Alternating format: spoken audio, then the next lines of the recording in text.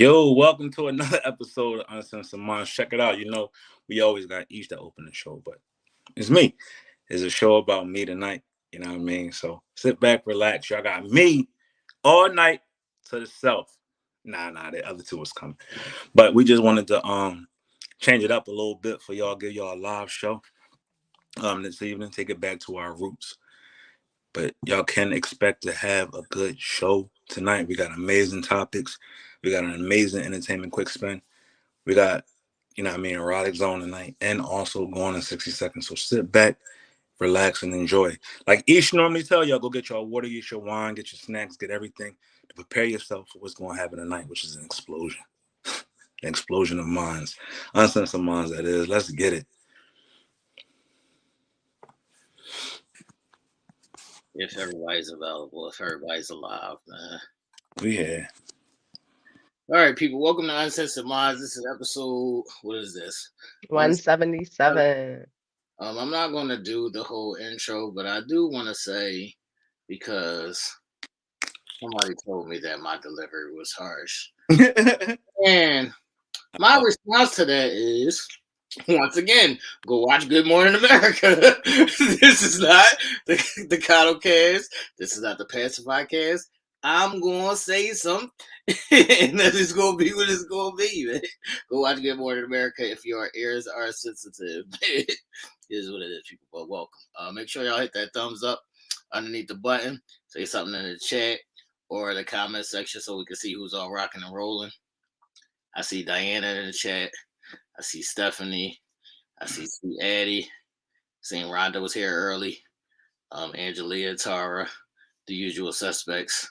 What's up, people? How's everybody doing? How was y'all weekend? What's the word? Aisha's barely alive, but she's with us, y'all. Yeah, I'm barely alive, but I'm here. What's up, everybody?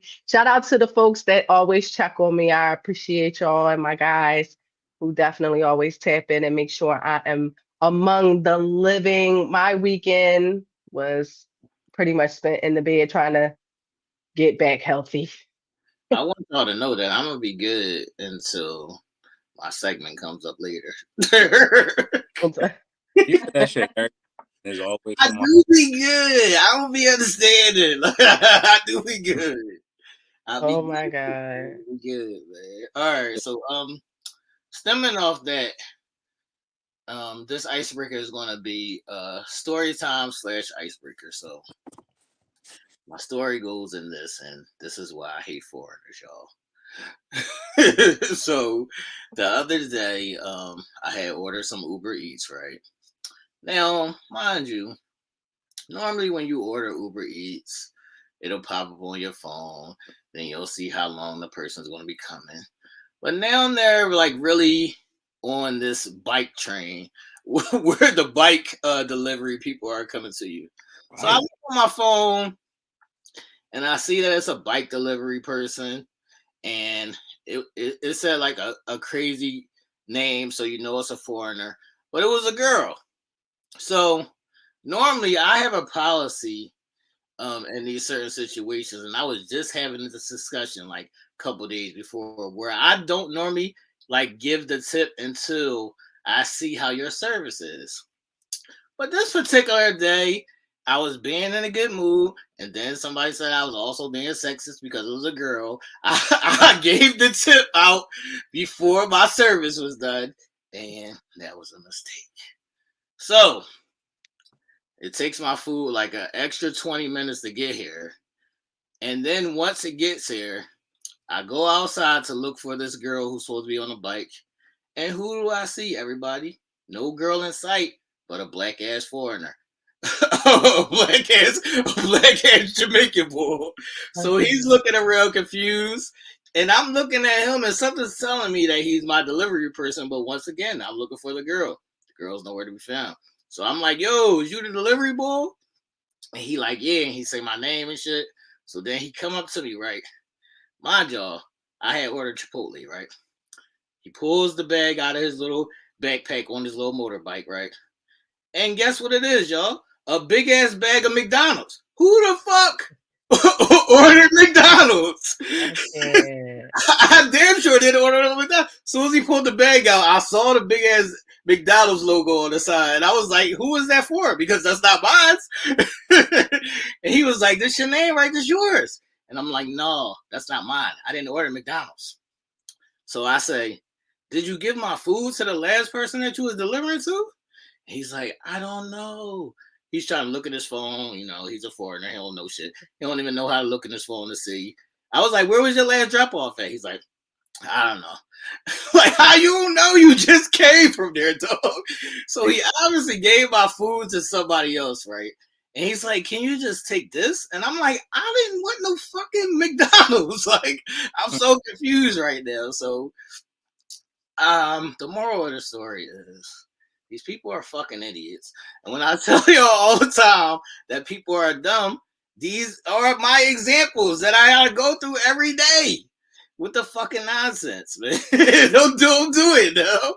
Don't do it, no. All the time I gotta go through the nonsense with these people because they're fucking dumb, man. That's So, crazy. I look, can't. ask the boy, y'all. I'm like, yo. First of all, I say this is supposed to be a girl delivering my food anyway. And y'all know what he says? Yo, that's my sister, man. I said, so you doing Uber Eats on a bike for your sister? He's like, no, it's just in my sister's name. And I just started yesterday. I'm so sorry. I'm so sorry. I'm so sorry. And I'm like, man, give me the McDonald's and get the fuck away from me. So you had to settle for the McDonald's. Yes. Did you eat that shit? Was it at least something that you liked? It was like nuggets. It was like a fucking big ass kids meal. It was like nuggets, like 2 small double cheeseburgers and fries and some dumb shit. I didn't want that shit. I ate a little bit of the nuggets because I was fucking hungry. But moral of the story is, this is why I hate people, y'all.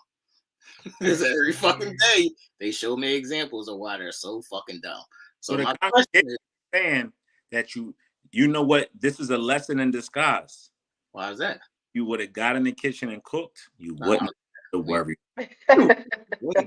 That's what y'all ladies is for. Hey, the fuck? please. Hey, That's what y'all is for.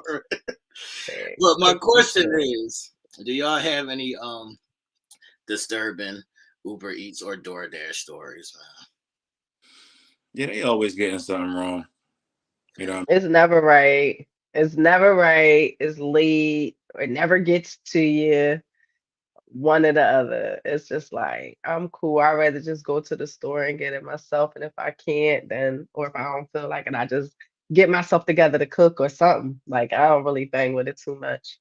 Yeah, I was just watching. Yeah, they did give me a refund, but I was still upset because I had my heart set on Chipotle. Yeah, like when you hungry, you hungry. Like it ain't nothing that can replace that. You know what I mean? Thanks. And you hungry for what you ordered, like for what you want, not just something else that somebody's, oh, just take this. What? And if I'm I felt like like, my car going somewhere, I would have done that. Right. Even more. Right. Right. But that's also why I always try to tell people that's why I normally don't give the tip until I see how the service is, because people are fucking dumb and they will do bullshit ass service and still have your tip. I judge my tip on how good your service is. That's the difference between Uber Eats and DoorDash, because you got to give the tip before you cash out. On DoorDash, on Uber Eats, I think you could do it at the end, right? Yeah, you can do it at yeah, you can. Yeah, that's why I don't do it, man. And see, once again, I blame y'all. Y'all benefit of the dollar answer. See y'all too. I was giving the benefit of the doubt. You better than me. Better than me, because I'd have cussed him the fuck out. It would have went super crazy. Right.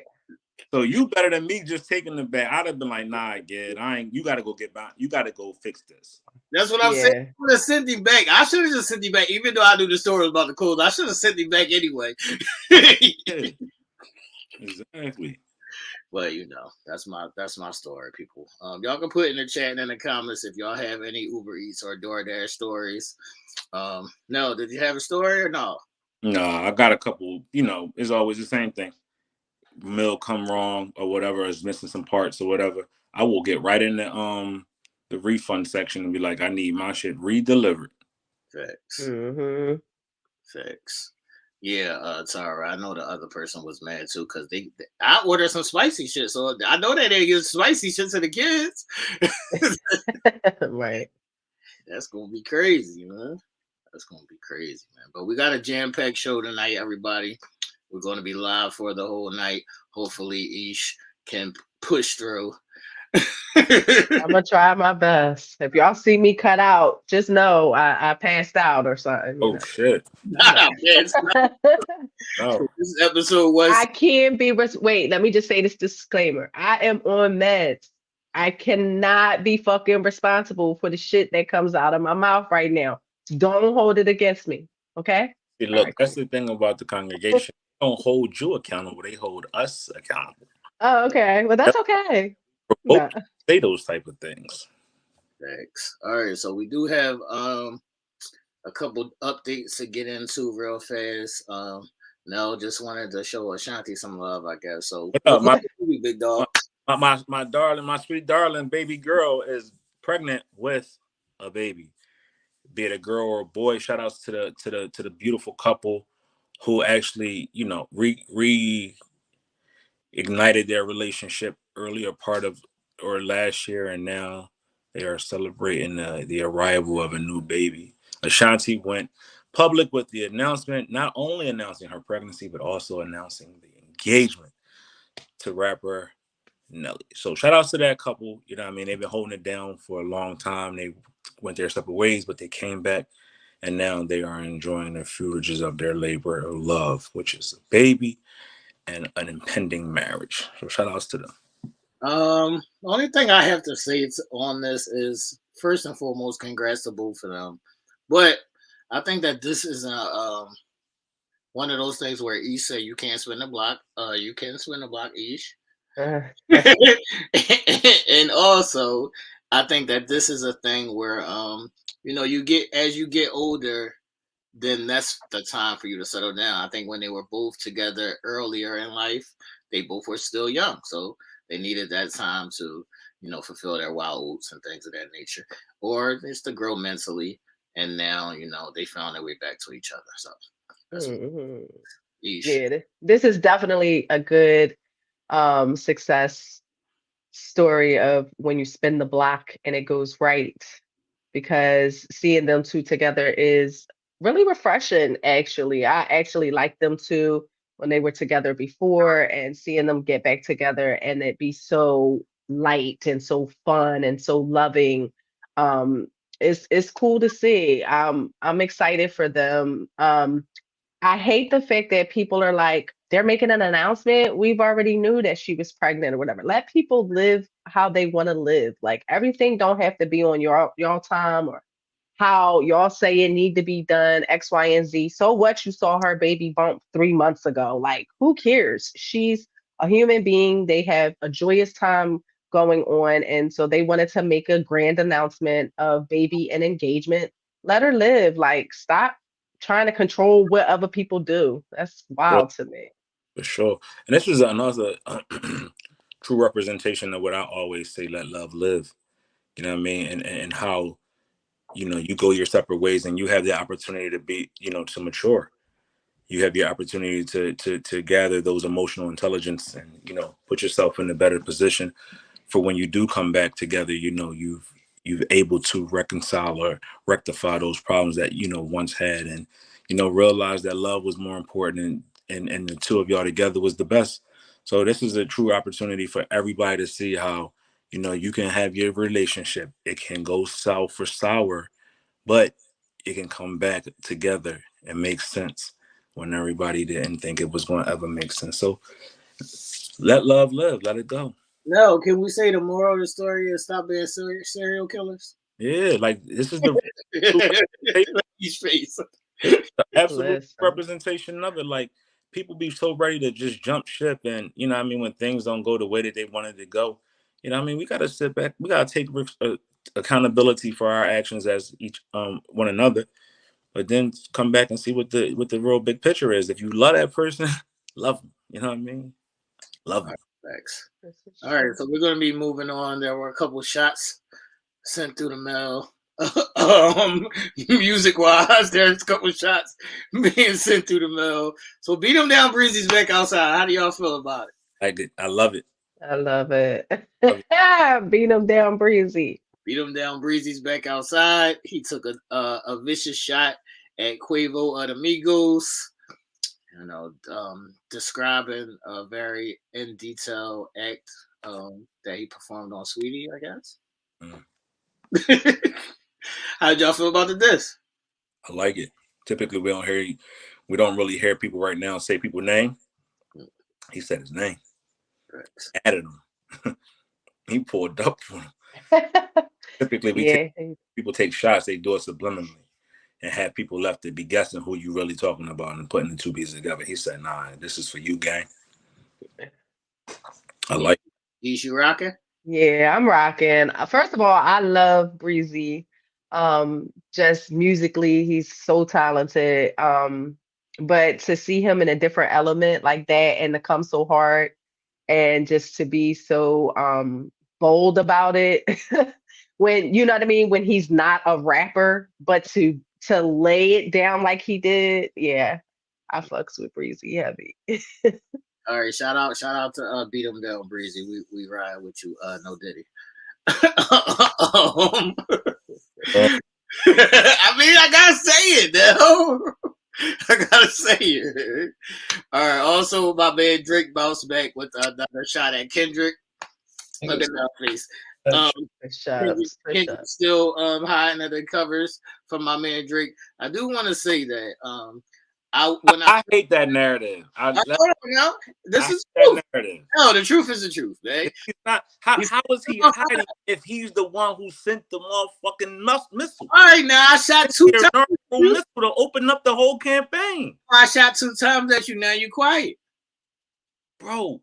Nobody knew if it was AI or not. Like, it was so much controversy on those 2 songs until Drake put album cover art out for the past on like Friday and Saturday. Like, all right, I want to talk about the last freestyle that just came out. It was a freestyle where he used a couple AI intros from Tupac and Snoop dissing Kendrick. I'm gonna say I was not a fan of that part, even though I seen a lot of people saying it was creative, whatever. I get that part, but in a diss war, just keep it y'all two. I just want y'all to keep it y'all two. I don't need all the extra voices and all this AI confusion. But my favorite part of it is the freestyle was named after me. So tailor made. But it was when you get to the meat and potatoes of it, it was art. It was okay. But when you look at the credits, there are 3 names. If it was a freestyle, it's 3 names under the writing credits, and that's a problem. Mm-hmm. One of them being Noah, one of his engineer, and his other guy. Yeah. So if it's a freestyle Drake, it should just have your name. Well, somebody had to write Tupac's and Snoop's part. So. Yeah. Or somebody had to write Drake's part. See, here we go with the hate. Here we go with the hate. I can't. I'm still not fully on him, fully back from the whole Meek and him situation. Yeah. You gotta let it go. This Meek love is outrageous. But he with one of my guys. He beefing with the boss, the biggest. Like, that's family right there. So I take things, you know me, I ride and I take things personally. And then I couldn't really feel a diss because he had one of my arch enemies on the diss. Tupac. I can't. Go ahead. Transpired over the weekend. No, I feel like it is definitely injecting some spice up into the hip hop world. Say Kendrick is hiding so Nell can get mad. Like, Kendrick is hiding. Well, he is kind of hiding. I mean, he's not. I mean, Kendrick hasn't. Maybe he feels like he doesn't need to say anything, and I get it. But the fact of the matter is you're not saying anything. Right. Like, even if you don't respond on Wax, like, you're not even saying anything. Like, I understand that narrative. I initially said something, but this is the game of hip. What I had to say, right. I gotta say nothing else. Right. I knocked on your door while you opened, and I told you what it was. So why do I have to respond? That's your job to respond. It's a back and forth. This is a back and forth. It's the back and forth. It's the world of hip hop. It is what what the culture is all about. Battle rap. I mean, it has been since it began. Congregation, So for you not to battle is like, what's the point? congregation. Do you see how these two is talking? Back and forth, dog. Last week, we just said that Drizzy has yet to respond. Now we have these two giving him praises He for a dropped. Right. response that is But he has responded 3 weeks later.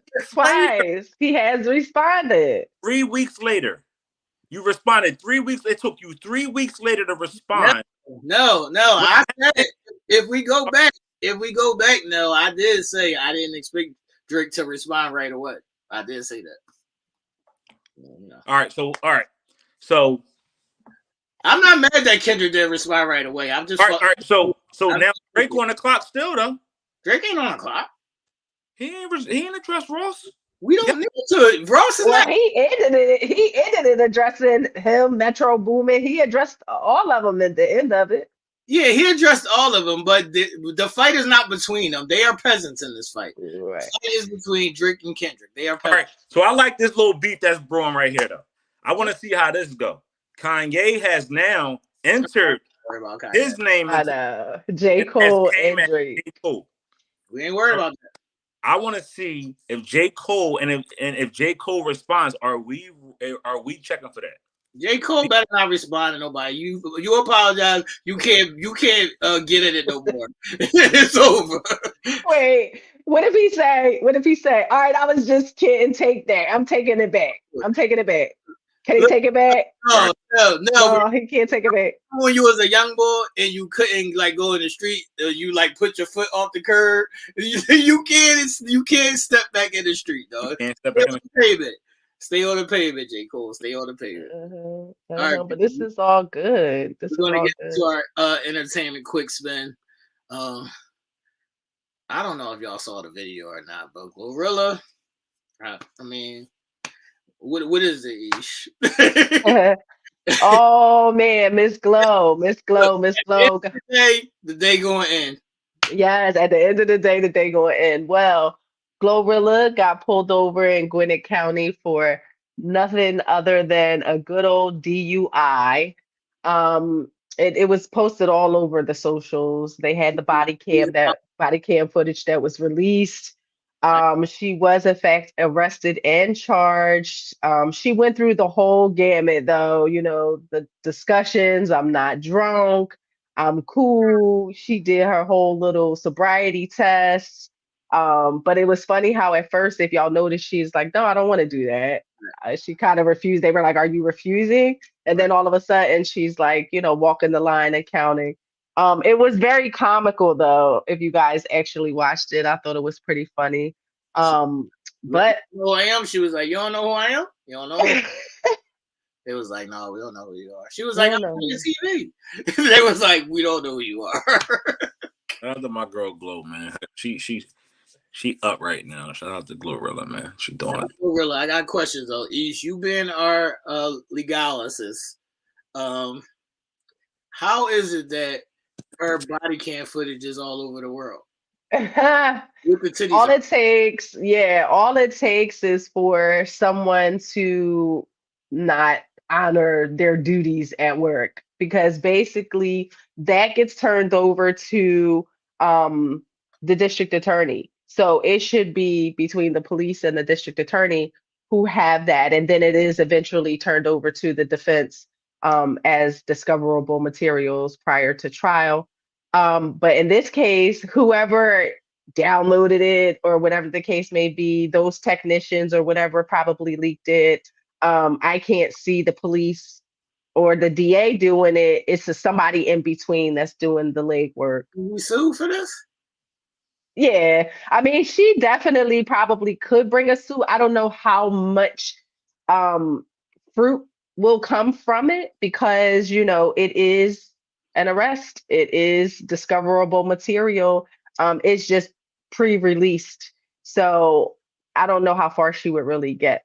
With that. Revenge for her? Huh?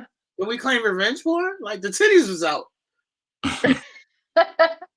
I mean, she can try. I don't really know how far it's going to go because then it's going to be like, well, this is eventually of public record between certain parties. So That's what crazy. would you really argue What's your thoughts now? Free Glorilla, man. it? What up, Glow? But I will say this though. One of my most problem counties when I was living in Georgia was Gwinnett County. Man, them cops out there is nothing to play with. They are no joke. And a lot of the Georgian counties police force is just on you. So be careful out there, people. Stop driving drunk. If you feel like you're even a little tipsy, get somebody to designate drive, or even just take an Uber or Lyft. They got a lot of car services out here now that get you to your destination safe and sound, and keep other people on the road safe and sound as well. Okay, I do want to say that there was two guns in the car that she said were registered. That's a legalized place to carry weapons, right, y'all? Mm-hmm. So yeah, they said she had two guns in the car. At this point, get a driver, Glover. You got enough cash to just get a driver. Yeah, and it was crazy. Yes, stress. And it was crazy though. I think her brother was like in another vehicle near her because she was taking off her jewelry and was like, give it to my brother or whatever the case may be. Well, y'all could have just left one car parked and Right. y'all could have just went back and got it. If your brother was just in a more in a better condition than say she was, it would have been easier to hop in one car and just go back and get the car the next day. Shout out to See No Stress. Always the family is always holding us down. And I mean, the Slaughter family is the Slaughter Gang. I call them the Slaughter Gang. Right.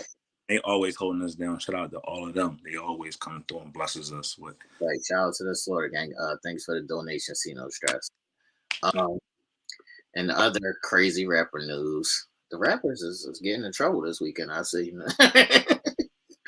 So NBA YoungBoy, who was already on house arrest for I don't know, a number of things, I guess, was arrested for being involved in a prescription drug ring.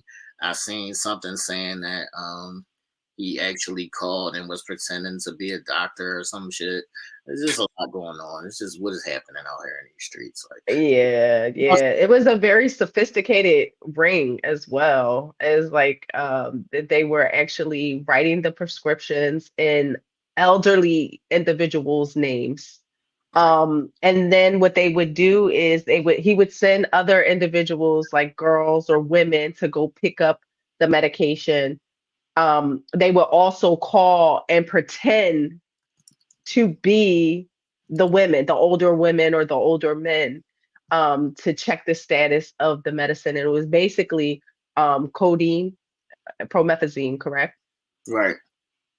Mm-hmm. Yep. And they were doing it all around pharmacies, different pharmacies. Mhm. I can't. Normally we would say free, such and such, but y'all could keep ball. Yeah, fuck He a boy. menace. He a menace. He a problem. Like assaults. What's already on his jacket is guns, assaults, doing a lot. But right now, this is federal. So the fraudulent counts, I mean, I'm sorry, the federal counts of fraud, all of that is he looking at a lot of time. Yeah. And this is Dr. Joe. it's also a violation if you're already on house arrest. So Facts. they might Yeah, try they to want to say revoke his bail. facts. Yeah, Yeah, y'all could keep ball. the Dr. Young boy. We ain't tripping. What's up, Taz? Y'all could keep ball. We ain't tripping. We just gotta take the L on that one, man. Yeah, facts. He wild. All right, people. Our last bit of news in the entertainment quick spin. I know Nell's gonna be upset, and Ish, the super Beehive fan. The Swifties are back.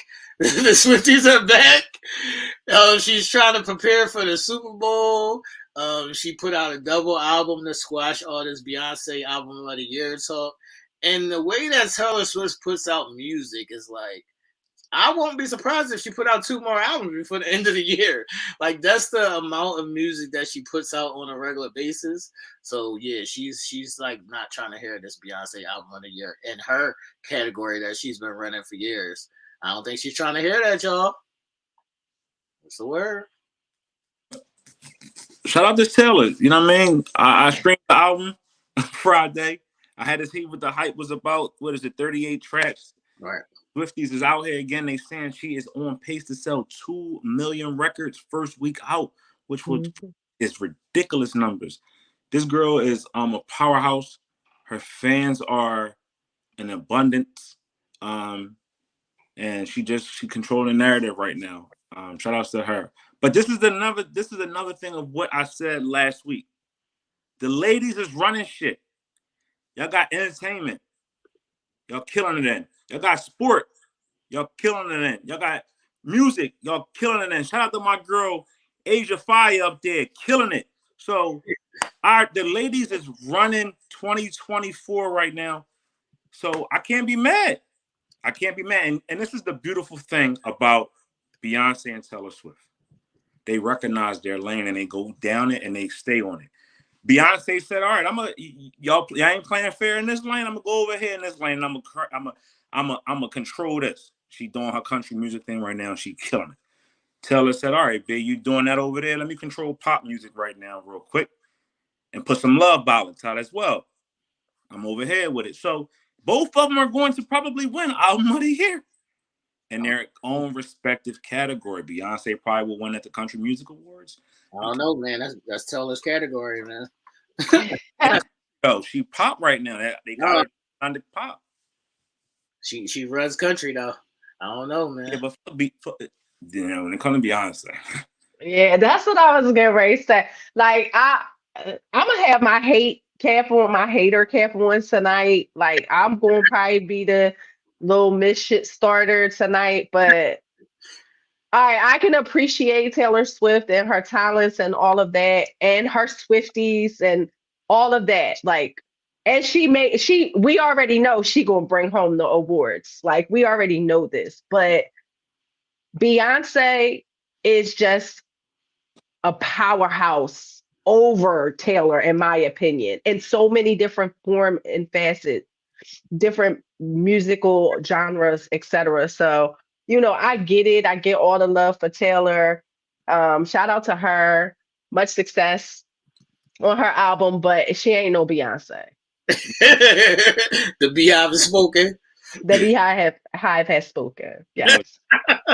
Thanks. she cannot. Thanks for the bees. Yes. Beyonce kills everything. Shout out to Ben. Good luck, Beyonce. You in a fight. That's all I'm gonna say. Yeah. You That's cool because we already know that it's generated to, you know what I mean? It is going to favor Taylor. Even before it even gets there, we know that we're predicting that right now. But the bottom line is, no, Taylor, you ain't Beyonce. shout out to the Slaughter Gang. We see Nadine has joined us as well. 21 Hey, Nadine. like Okay. All right, people. We're gonna move up out of our entertainment topic. Ish, this Yes. this one's for you. Where we going? Where we going? Okay. All right. So I was having a discussion. We're going to talk about fate and free will. So I was having a discussion, and the discussion was, well, Ish, it is written. It's already written. So no matter what it is that you say or do, or how you try to control it, you can't control it. It is written. Um, and so I stated, I believe that fate and free will can simultaneously coincide with one another and coexist. And this is how our lives develop, right? Because there obviously are things that we cannot control. There are things that are standard and set in our life, right? But our free will, we have the choice and the option to control how our emotions, how we respond to things, how we move forward, how we reverse it and bring it back. like we do have free will. And it was an argument back and forth. No, like fate takes over and supersedes free will. And I understand that um she was speaking from a more religious standpoint. Right. And so I want to see what are the thoughts of the fellas and of course the congregation. Do you believe in fate? No, you When want does me to go? yeah. Yeah, I believe in fate, but I also believe in work needs to be done. And I think a lot of people rest their laurels on, fate and think that fate just pops out of nowhere and just think magically happens. But again, as we speak about before, you still have to do the necessary work to put yourself into those positions, right? You have to do the necessary, preparations to get to those places of fate. Fate happens. The way we meet people, is fate based, and driven and things like that. But your beliefs, your belief system, your wherewithal, but also your worth ethic also puts in a number of different things in perspective when it comes about that. I'm a believer in fate, especially after watching all the Final Destination. Sorry, but I'm a believer in fate. But I think the second part of the question is the most important part. When does free will end and fate begin? And I think that always begins when you make the choices that you make. So it still boils down to the choices that you make that will always walk that fine line of where free will and fate meet. So it's all based on those choices that you make. But some things are going to happen out of fate that's out of your control.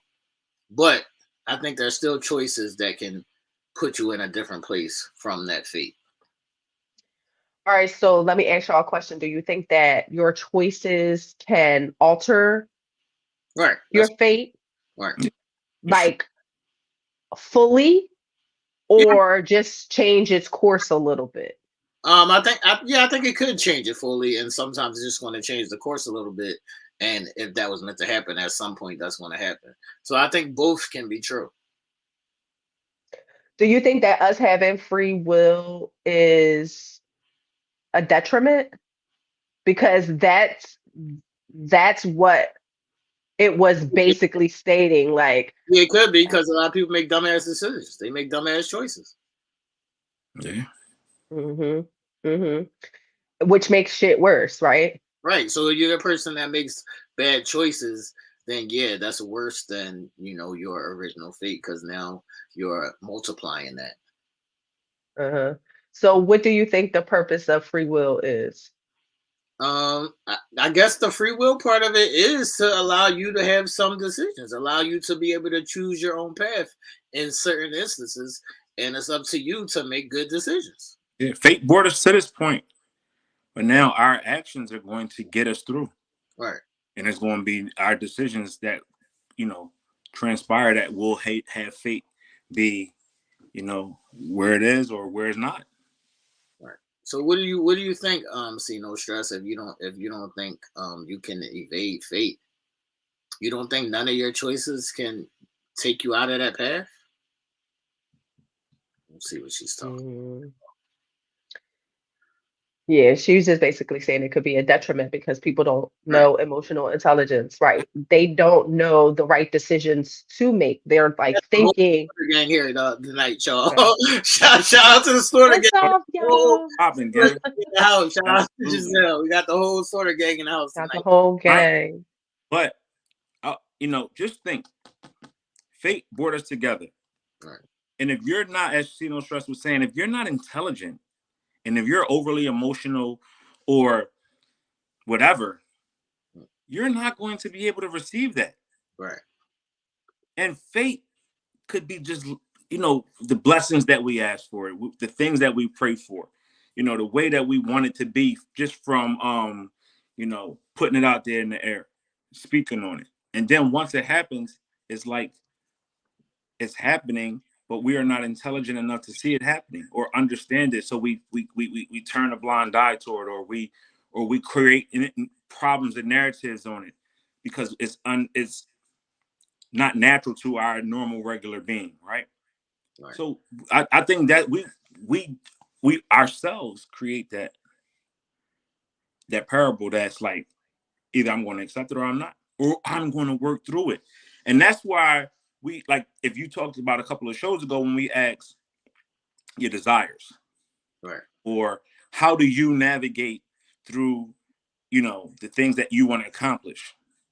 And once you pray about those things and put those things in the air and have thoughts about it, once those things are here, what do you do with it at that point? Do you just look at it and say, "Oh, I got it," or do you continue to keep nurturing it so you can continue to keep it? Right. All right. What was your answer? I believe that they both can coexist. Like I believe in fate and I believe in free will, and I believe that free will just strengthens what is fated to you. Like, okay, if we say that things are written, well, yes, absolutely. But the course is going to be based upon you and your choices. Okay. So it can be written that, yes, I am of the family that I am born to, right? How that plays out in my life are the choices and the decisions that I make and that I choose. Um, to be in that certain space with my family. So those are the choices that we make. And that could just be in anything. If I am destined to say meet the both of you, right? And just as Nell said, well, our choices of what we do from this point forward will either strengthen or weaken what's already faded. So I believe that they both can coexist. I don't think one can exist without the other. Like I think it needs to be both in order for it to be fulfilled. Yeah.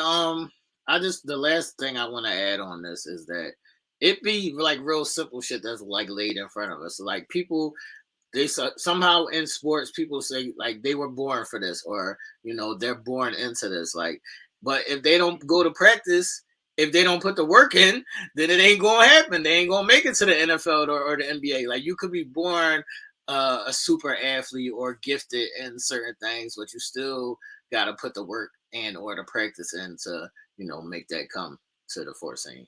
For sure. Mhm, I want to say. mhm. All right, people. I do want to say to the congregation because I've been seeing y'all posting on the Uncensored Minds Facebook page certain topics that we might have discussed before. So if y'all want us to do another part or like a part two to certain things, we can do that. But some people may have missed some of those shows. So if y'all just look on the channel, I'll rearrange the channel so it'll be easier for y'all to find it. But there is topics that y'all may have missed. If you just go through the videos on the channel already, you'll be able to see, our discussion on some of those topics that y'all missed and that y'all want to see us talk about. Where we at, people? Real quick before we go into that, can you put up Tez's question? No, I don't think I was saying that. I'm not quite sure if y'all was saying, so can you have more than one fate? No, I'm just saying that the choices that you make can change the course of your fate. But you could have more than one fate. Mm-hmm. Yeah, I don't think faith is predicated on just one or two instances. I think faith is continual. Right. The people that come in our lives, that's faith based. Just think, like you could have walked through the airport and you could have tripped and fell and met somebody. That's fate. Or the way the three of us came about. Right. That was fate. Fate brought us together, and we decided to put the work in and continue to keep that relationship going. Yeah, I think you could definitely have more than one fate. Absolutely. See, I But was thinking you could have one fate, right? Like one fate. Of course, it's going to be different. It's going to be multiple things. It's going to be different things. It's going to be love, relationships, friendships, family, career, all of that, right? But the course will change. right. So if you're fated to be in a certain space at a certain time, then that's what you're going to do. Your course and your decision is going to change. You know what I mean? It's going to change, but it's still the same fate. That's what I was thinking. Is No, it? no. No, it's not always still the same fate because Oh, okay. your fate could be like to be the president or something. Your fate could be to be the president, but your fate could also be to be a good community leader. So those two are in the same range, but it's not the same. So you could have a fate of being a great father, whatever it could be. It could be multiple things. Mm, So yeah, I think it okay. could be more than one thing. Hmm. I definitely think it could be more than one thing. It all depends on if you see it. Sometimes people don't see what their fate is, or they don't acknowledge it, and their free will they let their free will, like you said, be a detriment. Yeah, like you said, be a detriment. All right, now it's on you, dog. What are we doing? So you know me, I'd be liking that. I'd be like go a little introspective on it. So, what's my drum? Your John is the opinion John, the friend opinion John. Hold on, let me All find. right, so There you go. taking this from from one of the viewers actually. I think this was posted by Helen. But how important is your friend's opinion about your person? Ish, how you feel about your friend's opinion about your person? Um, I feel like friends are always in your life for a reason, right? And I like honor the friendships that I have and that I carry. So I'm always going to take into consideration how they feel, their thoughts, etc. But I think there comes a point in time where, okay, I can appreciate how you feel and what you think about my person, right? But it's ultimately up to me on what I'm doing, how I'm moving, and all of that good stuff. So I listen and I take it into consideration, but I don't make decisions based upon their opinion because not all the time are what you hearing good for your ears in making decisions in your relationship. I'm confused. Yeah, I don't give a fuck about nobody's opinion. No, but I mean, I think it's you different. so if I don't mean to cut you off though. So let me just say, if Nell, if you had an opinion about T's person, right? T, are you saying that you wouldn't at least listen? Yeah, of course I would listen, but Right. I'm not 5 years old. That's not going to Right. how I'm going to move, or that's not going to influence my Right. decision. A lot of Right. times people let outside people influence their decisions when there shouldn't be that much put in there. And I mean, both sides, like I'm saying, both sides can work in that too, because your friend could be right. Yeah, Sometimes that's going to happen. Sometimes your friend is going to be right. Sometimes your friends might see some shit that you don't see. for sure. But it's still ultimately back to the free will Mhm. shit. It's still ultimately your choice. Right. Absolutely. Right. Like, I guess I grew up different. I guess I had the opportunity of being around or having being lucky where the friends that I had, the associates that I had, the people that I had We stay around out me, of each other's business. Like we we stay out never of did that. each other's Yeah, we stayed in our lane. If we had if somebody had an opinion, they kind of kept it to themselves until they seen what their opinion materialized, and then they may have brought that to a person, but they never made it a point to try to dictate somebody's movement. I'm strong willed, I kind of go by the beat of my own drum, and I like what I like. So ultimately, I gotta be with that person. I gotta live with that person. I gotta be within that person's space. So friends' opinions are just that, their opinion, and then doesn't become my truth. business. Shout out Right. to Giselle. Welcome to the family. Absolutely. Thanks, Chanel. But Chanel. I see this. Is this more? And this question is not just to the two of you, but it's more or less dedicated to everybody, even the congregation. Do we see this more in women, where Yes. women will Yeah. have girlfriends and their ladies groups and things like that, and outside influences that will influence their decision with their mate or that Yes. person? I would say yes. I mean, I've seen situations where people will run to their friends for direction. All right. Like, listen, I need to know what to do in this Right. situation. And it's just not just in something simple. These are like major life decisions or major relationship decisions. And they run to these individuals that they, confide in to say, hey, listen, I need to know what to do. And they actually move based upon that. But So I think it definitely is more women than men. Is that more or less, is that easy and manipulated? Or for is sure, that someone who is not grounded within themselves, who have to seek the validation or the tutelage of someone else's opinion for them and their person? for sure. But that's why I always say information and experience is the key. So then that will lead you to coming to your own conclusions or your own decisions. If you don't have any information or any experience, then you feel like it could be men or women, you feel lost. And then that's where you reach out to other people. And then that's where you get easily influenced because you don't know shit.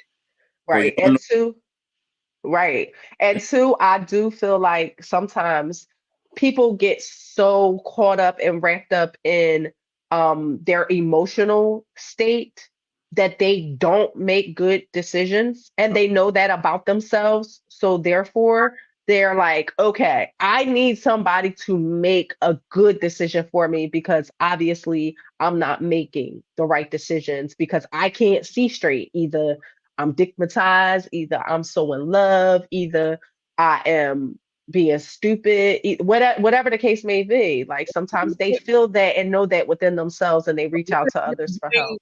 What if you're getting false information or false opinions or false decisions from these people that you're allowing to influence your decision? Like Right. a I lot of don't think they care you gotta about be that. careful about the people that you choose to listen to. Mhm. Uh-huh. Know what they're, even look at their own past histories, or exactly what they got going on right now in their present. Like Right. we all be taking advice from people that's single, Right. had a real successful relationship to start with, who has never been in, intertwined in certain situations that you are in, and they look at it as a situation where, all right, I'm gonna take their advice because they're the strongest voice in the room. Yeah, they're strongest voice in the room because they are hurt themselves, or they're going through their own turmoil, or single themselves, and they're allowing their hurts to now spew into you and want you to listen to those things. Plus, I always say be mindful of listening to people that they themselves aren't educated in what they're talking about. Like they don't have no experience or they don't have no information in what y'all are discussing, but they're giving you an opinion, and then you just go off and run with that. Now, both of y'all is basically both two lost souls. For sure. And that we see that far too often, where we'll allow someone else's opinion to influence our decision, and we'll make a bad decision. Right. We'll make a decision that is catastrophic. Now you can't get back to where you were even before the decision that was made, and you're trying to. You said, "Damn, I kind of jumped the gun a little bit," or whatever. Now, hindsight is 2020. There's Right. some times when our friends can offer up some knowledgeable insight, Right. but we gotta know our That's what I was gonna say. Like it's best to let your friends or mind your business from your friends, but also like the time that me and like our crew, the times that we will listen to each other is when that's your area of expertise. exactly. Like if that's what you do and you do it well, then yeah, I'm gonna call you for that.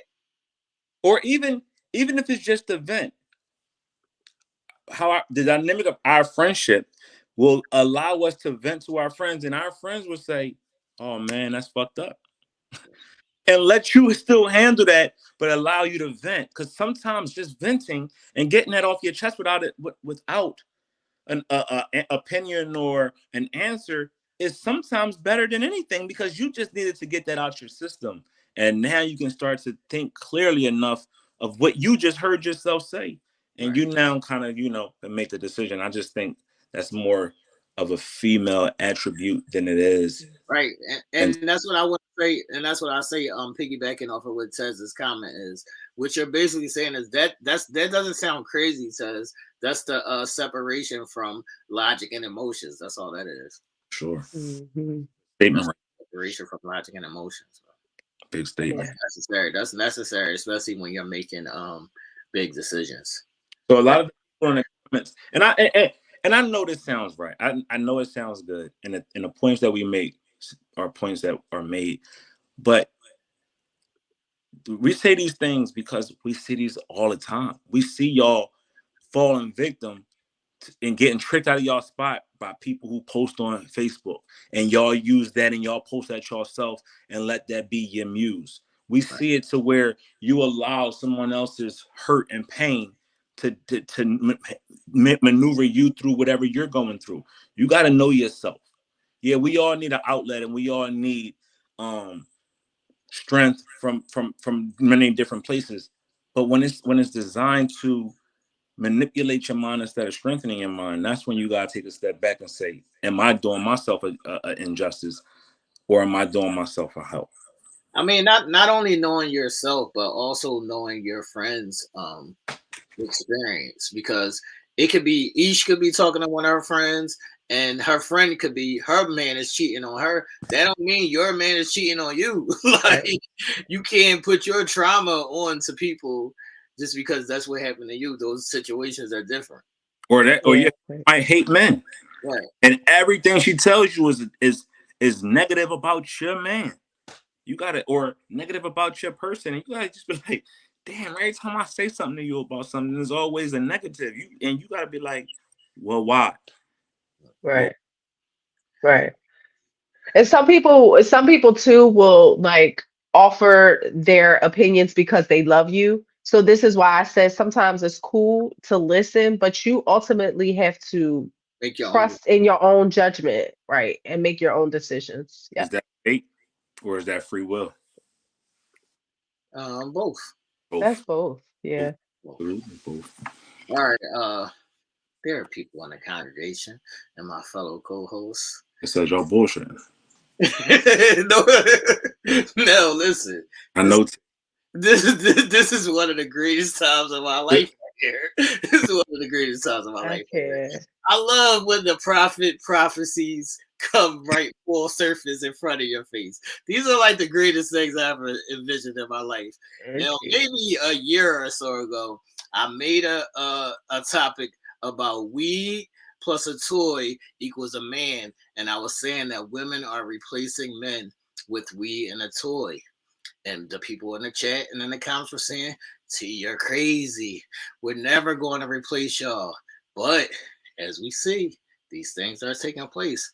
So now these three things have been coming around, and there's a thing that's called drizzle, drizzle,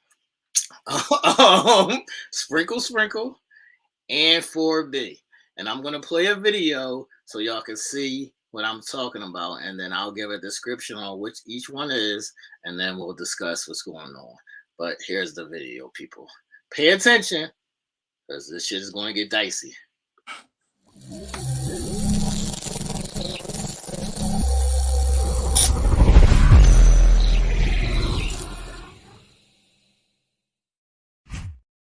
Sprinkle, sprinkle. You can take him or leave him. Men's ego is going to kick right on in and try to pursue you just to say that they could get you, right? Meantime, that's exactly what you want. Why? Because if they get you too quick and they get you emotionally wrapped around their finger, then where is the challenge? He already won. He has all the power, and all you have is a bundle of feelings getting ready to be stomped on. Okay? So what I'm telling you guys is some of you ladies are too nice. Some of y'all, oh, I just want, the fairy tale. I just want to be loved. I just want to feel a connection. Okay, great. Save that for when you're married with a ring and a marriage license and all that. Don't give this to people who haven't even asked you to be their girlfriend. Don't give that to people who are not intending to marry you. Don't give that to people who don't want you to have their last name. Don't do that. Why? Because what have they given you? Nothing. Mean women get more than nice women. When I was my nicest, I got less. When I was my meanest, I got more. You gotta look good while you're mean, because mean and ugly don't go together. What should you say if a man asks why you deserve to be provided for? Well, it was nice meeting you, and I hope that you have a great rest of your day. Bye. It means he's broke and dusty. If you answer that question, you are a pygmy show. Sprinkle, sprinkle.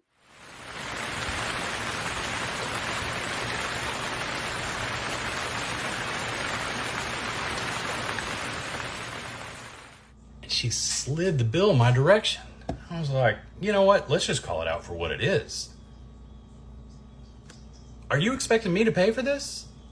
She was like, I mean, yeah. I can't believe I had to send you an Uber, but I even stepped it up and sent you an Uber Black. Yeah, dinner's on you. I was like, You sent me an Uber because you asked me out to this restaurant. This was your idea. This was your invitation. That's your bill. I am strong and independent and in my soft guy era. Do you not? It was right there in my dating profile. Strong and independent. Do you not know what that means? That means I can't be paying for anything. I'm strong and independent. That means you got to pay for everything for me. What am I missing here? If you are too broke to pay for every single date that you go on, to get to know dozens and dozens of people, look, we all know why I'm here. I'm hungry. I wanted a meal. Now look, if you turn out to be, nice and kind and hot and we click and there's chemistry, that's a bonus. This is 2024. I would never assume that I would just walk in here and belittle you by offering to pay for the whole bill. That's given patriarchy. That's toxic masculinity. No, you are a powerful, strong woman. You've got your own job and your own bag. It's time to open it up. Drizzle, drizzle. Drizzle, drizzle.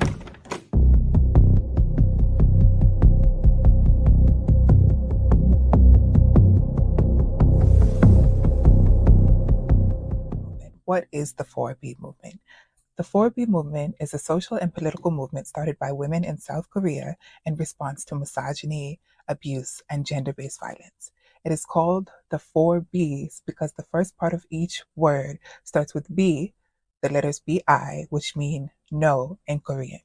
So the first no is bihan, which is the refusal of heterosexual marriage. The second is bichusan, which is the refusal to birth children. The next B is bione, saying no to dating. Finally, bisexual is the rejection of heterosexual relationships. So that means no dating, no sex, no marriage, and no babies. None of it. Though I'm sure you might be asking yourself, why would women choose to completely turn away from partnering with men and abandon what we're told is our duty to society?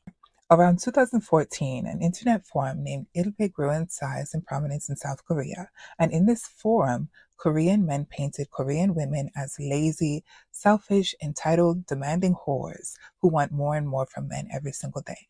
All in all, the 4B movement is a response to patriarchy, oppression, and what South Korean women call an irredeemable society.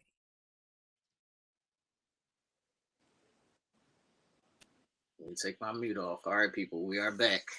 Now, I did say that we could be headed to a place where the men and women would divide.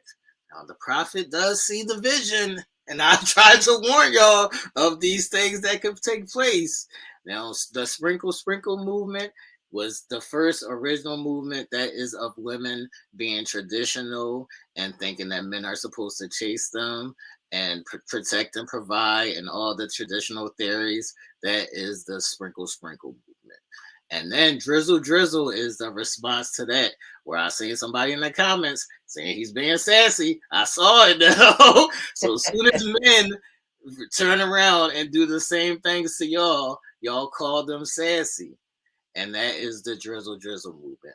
Now 4B, which has already begun across overseas, is where women are saying that men are misogynistic, as y'all call me and know all the time, that men are misogynistic and that we're tired of that shit. So we'll just separate completely from y'all. And I told y'all that these things were on the verge and these things can happen. And it's playing out right in front of our face. And it's sprinkle, drizzle equals 4B. Let's go. This shit is a mess. Gas up the rocket. Let's fucking go. Okay. Pew. The word. I don't even know where to start. Like I'm so confused. I don't know what era I want to be in. Just don't understand it. Like it's so crazy out here nowadays. Like it's like, how do you even understand what is going on? And that's why, again, it falls. The sole responsibility falls on you. You, knowing what you stand for, knowing what you're about, and knowing what you're looking for, and being with that. Because if you can't handle that drizzle, or that 4B or that sprinkle, then what do? Just kill yourself? Right. That's why the divide is coming. No, that's why Yeah. the divide is coming. Yeah. That's And why the divide is coming, is because of the foregoing conclusion of the trauma and women being afraid, or some of them might not even say that they're afraid. They're going to say that I'm choosing not to get hurt. I'm choosing not to put myself in these positions, and the separation is amongst us. and it is so many conditions based equally on each one, minus the 4B, but we talk about sprinkle, sprinkle, and drizzle, drizzle. Like she said, well, you shouldn't provide love if you're not getting X, Y, and Z. And she named them. If this person is not even calling you his girlfriend, or not aspiring to marry you, it's a conditional love, which we talk about a lot, where it's you can't freely love of my free will. I can't love someone if they don't do X, Y, and Z. And to me, that's just out of fucking pocket, because I'm going to love how I want to love, regardless to what the other person is doing and how they're doing it. They're doing that based upon them. I'm going to genuinely love how I choose to love, period. Okay, can we ask See No Stress, why did she say the man was sassy? I well, I think that was a play Yeah, on how the women right. was. I don't think he's actually sassy like that. I think that was just a whole little skit type He, of he, thing. he just was making fun of how women actually Yeah, towards us. facts. He was just making fun. Right. Yep. So, what's the word? Man? I'm confused. Yeah. What are you confused about, though? So I have a question. Now that we hear these type of things, right, and things that have been drilled in the ears of men, little boys, teenagers, young adults, grown men, is women need a provider and a protector. Right. Let's stay right there. Let's stay right there now. All those things that we were taught coming up, I think should still be in play to a certain degree. The only problem with that is that men are getting tired of it not being reciprocated. So then when men get tired of it not being reciprocated, then they call them sassy. So my question, absolutely, my question is, if men are looked upon as being providers and protectors, is that not a telltale sign of conditional love? Because if we're Right. not that, is your love for us not based upon just the person, or is Right. it based upon, because I can provide, I can protect, and I can secure you as my woman? Correct. It's based upon those conditions and those transactions. Absolutely. And that's what for a long time. I don't want to come at y'all women, but for a long time, y'all been able to get away with that because the man may have loved you. The man may have thought that this is what he was supposed to do without any reciprocation. And that's just been the original role of how things were, I guess. But as we move forward and women are becoming more independent, and they may be even more independent than men at this point, that those roles no longer apply to everybody. So now a woman doesn't even look at a man in those facts of I'm going to be that same emotional support for him. No, they just look at that man and say, no, you should be a man. They don't look at you like you should need emotional support and shit like that. They look at you as a man is supposed to stand on your own and handle shit. And then that's where the lines get tricky. And then once these same women become trauma based, then they get to the 4B shit and be like, we'll just cut y'all niggas the fuck off. Yeah, that whole 4B movement, I don't really know how I feel about it, just simply because, you can't necessarily, I mean, what they're dealing with in Korea is obviously something totally different. Well, not necessarily different, but it's just different levels Right. of what they're dealing with out there, where it's No, you can put that back because we're gonna get into that as soon as each finish. Go ahead. woman hate, sort of, um and that's how they're choosing to deal with it, just removing themselves from being objectified or whatever the case may be. And this is their stance, and this is, but I don't understand, how it will truly benefit their society as a whole in regards to It's a claim. It's a claim to reclaim their power each. So it's like y'all not gonna just objectify us to sexual beings and things of that nature. So we're gonna remove that. So now you have to look at us just as a human being, not as a sexual thing. That's what the whole 4B joint is. Yeah, no, I get it, but I'm saying, like, okay, well, I'm sure not all men are objectifying. How is it helping the population? How is it helping their society as a whole? I get what it's doing just individually across the board for women and their voice to speak and their voice to not be that. But as a whole, I can't wrap my head around how it's going to benefit them in totality. Yeah, in the long run, it doesn't help. It doesn't help things, but in their eyes, it's a point because they're being raped and or taken advantage of, and then the men don't get held accountable for these kind of actions over there. Like over here, men might go to jail for rape and shit like that, but over there, the men can just rape them, and that's just is what it is. So they're trying to stop that point first and foremost. But no, we could talk about this because what did she say? You have to protect and provide first? yeah. So Lady B is saying a helpmate helps a man that is a leader who provides and protects and submits to God. That's wrong. Because hold on now, because what if your man is not a leader? What if your man doesn't protect and provide, but you still love him? Now you can't be a helpmate to him because he's not all those things? I just don't. I just have such. I have such questions. I have such irritable, irritable ear and brain type understanding when it comes to why. How come everybody can define a role of a man and what a man should be doing, but there's no clear definition of what a woman's role is in a man's life? Facts. Because every Mhm. time every time that definition or that or a role is supposed to be coming from what a woman is supposed to be, it's, oh, she cooks and she cleans and she takes care of home. I don't need you for that.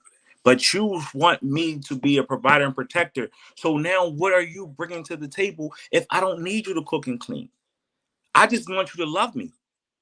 And I'm gonna love you I'm gonna love you the same. Why can't we Mhm. both be at it together? That's a Mhm. relationship. That's a partnership. That's a dynamic Look, duo. look, I'm no. confused. Look, no, she's saying her role is to help him. But how can she help him if he's the leader, if he protects, if he provides? What Right. is she helping him do? He's doing every fucking thing. Right. Right. Well, I think too that's where it gets crazy because there are so many conditions placed on certain individuals to be able to, if you're not doing this for me, then what good are you? Instead of just getting to the real basis of it, and that is to love one another, find our strengths, see where our weaknesses are, and strengthen the other. Right. And I think that's where it's getting lost because it's all conditionally based. Well, if you ain't doing this, I can get somebody that can do it better. If you're not doing that, then what do I need you for? Because I need somebody that's going to do X, Y, and Z, X, Y, and Z. And it's just it's blurred lines and it's lost. Why would we put conditions on people and say what they gotta do? Mm, Why can't it just be, I need you to love me? Right. right, Everything else right. and everything else is figured out throughout the course. I'm gonna be a man because I'm already that man. I already lived 43 years on this earth.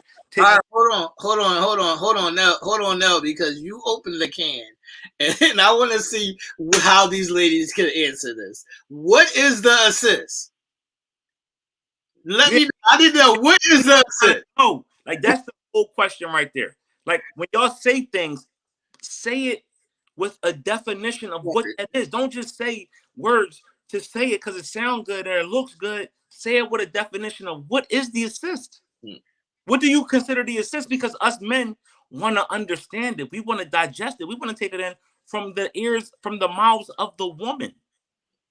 And this is not saying you have no role or you are no one. We want to know what it is that you define your role as so we can understand it. Y'all already told us what our role is. That's been beating our head since a baby. When we come out as men. So explain to us what we should expect from a woman as the man that is the provider, that is the protector. Which can we look forward to say, hey, that's mine right there, and I know this is what she compliments me at. Because what's the assist? That's what I'm So saying. right. So the assist should be in whatever. It doesn't necessarily have to mean what if he's not financially strong at the moment, or what if he is not spiritually connected at the moment? Do you not then love him and assist him even still? Like I think. Now, wait a minute. Wait a minute. Hold on, see no stress. What are we doing out here in these streets? What is happening? Hey, men don't have it all Like until we they telling get it. ready. We here right now on the line of respectability. Right. We never said what women ain't able to do and what women can't do. We are asking what it is that we can look forward to. And all we see and hear is degrading of a man. And and if you want to say I'm in my sassy era, it's attached to me. But my question is, what do we have to hinge our existence on when it comes to our mate? As a mother that could be birthing a son, what are you telling your son as a mother to look forward to in a woman that he should be looking forward to when he gets older? Because that's our role as parents, to teach and love our children to what to be when they grow up. So what can we as men look forward to? Not what men don't have. Because please tell me about how y'all bringing mental stability when y'all already told us that y'all are more emotional than anything. So make it make sense on I'm emotional, but I'm logical too. I thought y'all had the emotions down pat. And y'all use your emotions because y'all are women. It sounds like a lot of reaching. That's all I say. It sounds like a lot of reaching now. It sounds like what? A lot of reaching? Yeah, it sounds like a lot. I'm trying to figure it out. It sounds like a lot of reaching. Well, I think too, people have in their minds a certain way that things are supposed to be, whether it's how they were raised, whether it's what they've learned, what they've experienced. And they go off of that blueprint, and that's how they Hey, choose. hold on, whoa. This right here. Whoa, wait a minute now. Wait a minute now. Hold on. Because this is a goodie. Look, she said a woman covers him in prayer and nurtures his children while he protects, provides. 35 fucking things on his list. What the fuck? All right, that's cool. I like that, right? What do you do with the man that don't have no children? Are you covering me in prayer? Yes, my kids is grown, so who are we nurturing? This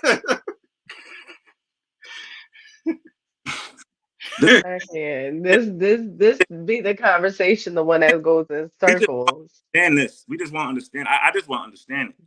I'm not knocking nobody. Nothing was laid out. What I got going on is wrong. Mm-hmm. I'm just trying to understand what is it. Y'all already told us that we as men are supposed to be providing protectors. Wait a minute, because no, I love when they say this spiritual shit, because what if the man is already spiritual? But right. Y'all also tell us that if a man don't show you, you ain't doing. Right? How many times have we seen if a man ain't showing us or making us his wife, y'all not showing those wifey qualities. Make it make sense. So if either you're nurturing or you're not doing it, either you're teaching or you're not. How many times have we said on this very show, these very times and topics, and y'all told us, you're not teaching no damn man how to love you. No. So isn't that nurturing? No, that's what I'm saying. No, she said that they're catering. How are they catering? Because I wash my own clothes. Y'all don't cook no more. So where's the catering coming at? I'm confused. Where's the catering at? I just be sitting here looking like for me, and you may be like, well, no. Well, how does it work in the dynamic of your relationship? Because I don't put stipulations on my spouse. Right. I don't put stipulations on my person. I'm not saying to my person, you got to be this and that and that and that for me to love you. I love you because I love you as a person, as the person that I chose to grace my presence, to be in my life, to share my space, and me to prepare my love for. I don't love you for because you can nurture me. I don't care that you can cook. I don't care that you can pray. Facts. That you love me and I love you. That's what I need. Facts. But y'all, but there's all these connotations and stipulations that a man has to bring forth in order to be considered a real man. Why? When a definition or definitive answers can't be answered when it's asked, well, what do you bring? See, you know, I'm one of the fellas. I can't speak on this because that doesn't apply for the way my love is set up. And I think that's what is a lot of the blockages that, you know, people have in trying to get to the basis of what real love is, because there are so many you need to have and you need to do that it's not all of a matter of what can we do for each other. Where is the partnership in all of this? Just think if we said, just could you sit and imagine if we as a man said, you need to have these qualities in order to be considered a good woman. Thanks. You had to have a body. You had to be able not be required. But there are men like that though. There are some men like that. 100% of 99% of the women say we got to be providing protectors. You got a small percentage of men that say you got to have a good body to consider a woman. Stop. Thanks. We're not going to but there are. Because we see a long list of people commenting right now that said men are supposed to be providers, protectors, all of these things. But when a definitive question, asks a question that needs a definitive answer on what it is that a woman's role is in a man's life, we got nothing but men ain't this, men don't do this. No. All right, but wait, can I ask y'all something? So what are you talking about now? They're praying over us. While we outside busting our ass, they are praying over us. I need prayer. I need prayer. Thank you. But is that all I can expect? Is I mean, that's all I get. All right, so let me ask y'all something. You know what hasn't been heard? Never been said? It's simple. Love. Right. Never heard. Hey, I'm providing love now. I'm going to provide you with the love that the fuck you need to continue on as my partner. Right. So you was going to pray over me. You was going to wash my clothes. You was going to take care of my unexistent kids. You was going to make sure that my jacket was at the front door. Yeah. I walk out to go to work in the morning. I don't forget nothing. But I didn't hear nothing about love. And that's what's wrong with society. That's what's wrong with our culture. That's what's wrong with our people. That's what's wrong with our... On the list, you know, Stress. Where is the list at? I'm looking for the list. It's no love. I just don't understand why stipulations are placed when, in the grand scheme, there's not really a list for stipulations over on this side. I'm looking for that list. Like when you come with nothing, like I don't come with an expectation of what the relationship's going to look like because it's ever so changing. With time, with love, with understanding, with growth, with age comes maturity. intelligence. Wait a minute. Wait a minute now. Why are men not conditioned to use their emotions? That sounds like You know why? Because we being sassy. That's what I'm saying. Because when a man chooses to use his emotions, now he's sassy. Or we need to get up out that area and come on and be men. Right. Because the family needs you. Right. You're not allowed. You're not allowed the time. All right. So if women hold the quality of emotions. That's bullshit. No. Let's go with that real minute. If women hold the quality of emotion and being emotionally intelligent, where do you have room for the logic? Emotional intelligence and logic are two different things. Mm-hmm. So if you're emotional and you telling me that I'm not emotional, you know what I hold? Logic. Sometimes our emotions get the best of us and we don't use logic and trick ourselves. Mm-hmm. What happens if I'm overly emotional? I can do something dumb. Right. But if my logic slows me down, now I'm looking at the problem, that emotional thing that had me all emotional over here, in a different light. I'm not in the corner crying, pulling my hair out, saying I can't get up and go out nowhere because I'm depressed. Hold on, Nell, because I want to put See No Stress other comment on the board, because See No Stress, I was all those things to my children as well. So what are we doing? Right. That's what I'm saying. The conditions on each side has to stop, because then the love just never penetrates. Thing up. Which one? I like that. What she just said. All right. Let me see. Here we go. So what happened? And Nell don't even have no kids. So what happened when the roles are reversed, where the men now becomes the teacher? Because I'm teaching you things that you didn't know or you had no clue on. And I'm doctoring you back to health because you could have caught something or been involved in something or had something that sat you down that you couldn't do for yourself. What happens if I'm now the counselor because I'm telling you, stop looking at things so emotional and let's look at things from a logical standpoint? That emotion right there is only holding us back. What if I'm your friend? I'm supposed to be your friend from day one. And that's what people they miss out of these relationships. I was talking to somebody the other day and I was like, yo, you know, the grand scheme of the grand concept of a partnership relationship in any kind of ship is friendship first. Right. Because friendship builds that solid foundation. That is the core sound foundation of anything. Because when you have a friend, you know exactly how to nurture, love, protect, guide, and see them through good times and hard times. Not getting into a relationship, start loving each other, and then trying to figure out a friendship over here. No. That's what I'm saying, See No Stress. If every man is able to do that, then what it would be your position? If every man does those things, what would then be your position? What happens if my woman is busy like I'm, and she can't cook meals every night, and she ain't cleaning up after the two of us every day?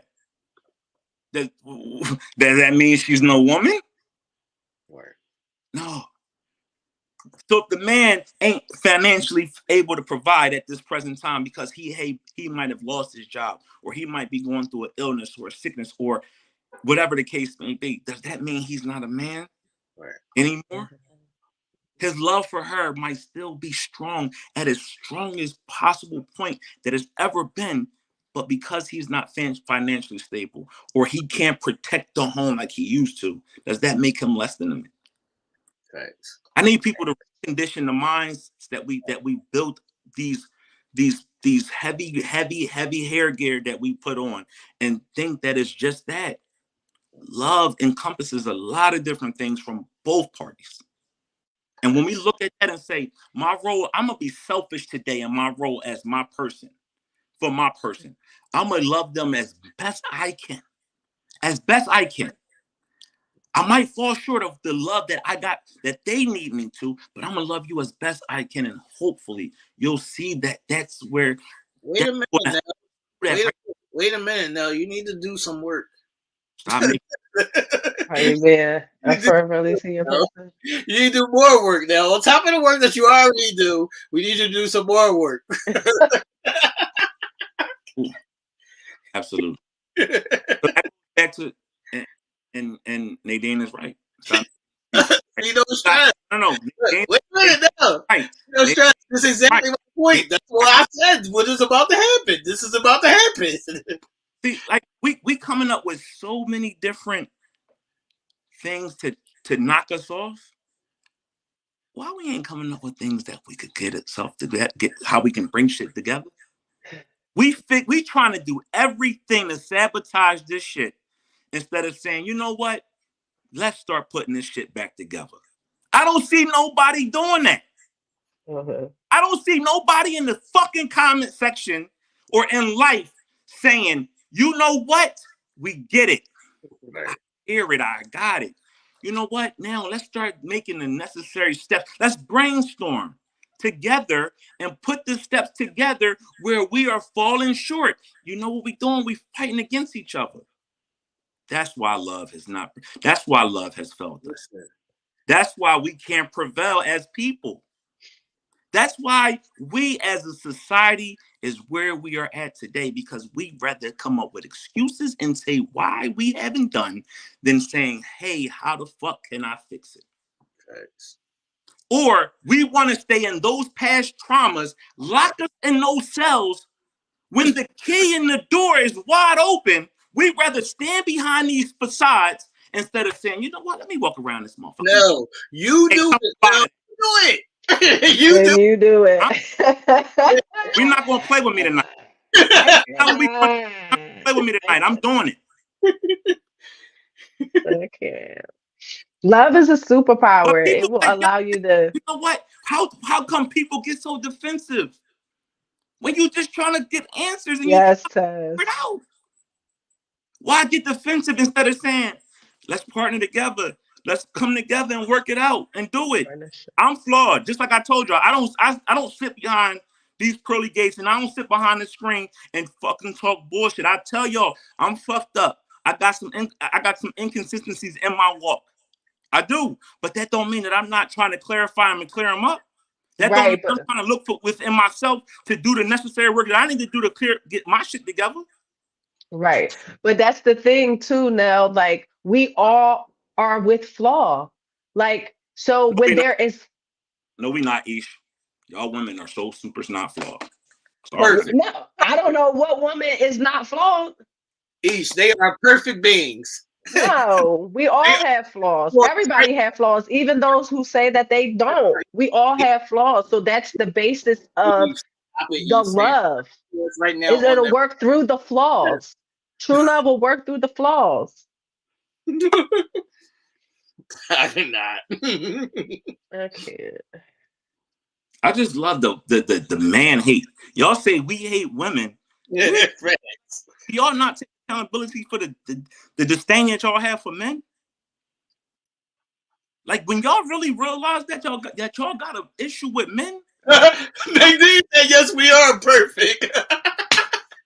No, Nadine was probably saying, yes, we are flawed. Right, Nadine? Yeah, nobody's perfect.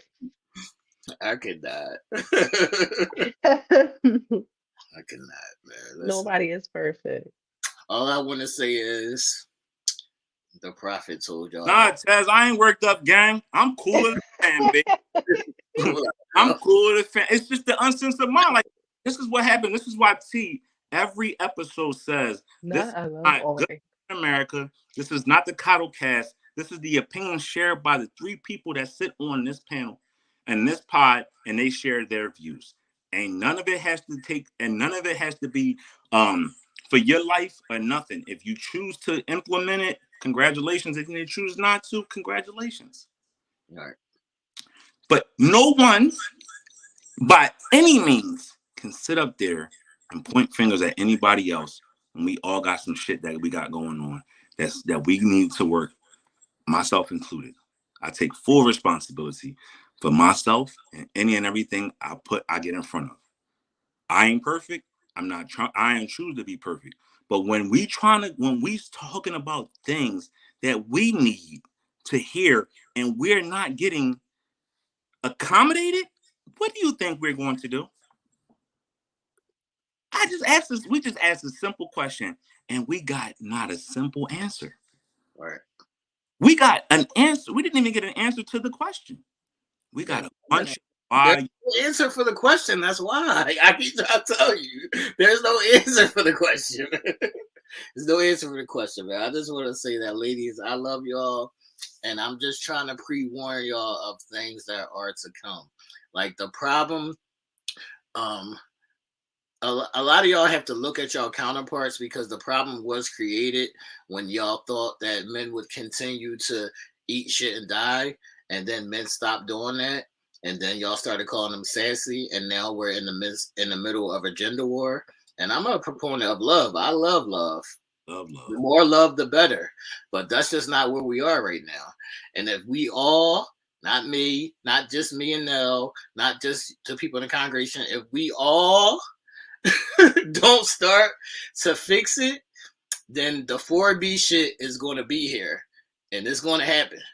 It ain't going to happen. It's going to happen. But it's on the verge of it. The whole thing is, all right, so if your man is your provider and your protector, if you look at him like that, and he asks you, baby, can you define your role to me? How are you going to talk that to him? Because we talked about previous shows, communication. We all need to work on our communication. We already discussed that. So if we're working on our communication, if we're working on navigating ourselves through these muddy times and these gender inconsistencies, if your person asks you just a simple question through communication, and this is not an attack on you, it's communication. That's what we said we need to work on. And that's what said is the true nature of existence, because communicating, if we're communicating those feelings and those wants, or even asking, how do you communicate that back to your person? Can I ask a question? I just want to know how many people in the chat are single.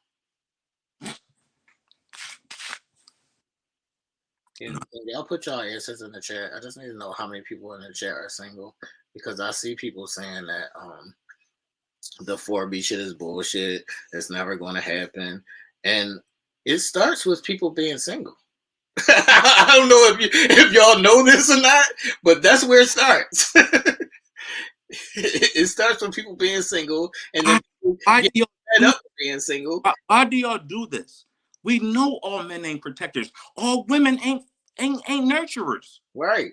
We're not saying that's not what we're saying. We're not saying that. That's not what we're saying, that all men are protectors. We're saying that that's what you say you want, and you communicate that to your person. How can you communicate to your person if they ask you, well, what do you bring? And if you say I'm this and I'm that, what if your person? So, all right. This ain't an attack on y'all. This is a question more or less for everybody. So if you communicate that to your person that you need a provider and protector, and you need your men to be that, and y'all have a detailed conversation, you two, and then he comes back and says, well, babe, what is your defined role here? How are you going to communicate that back to him? Right.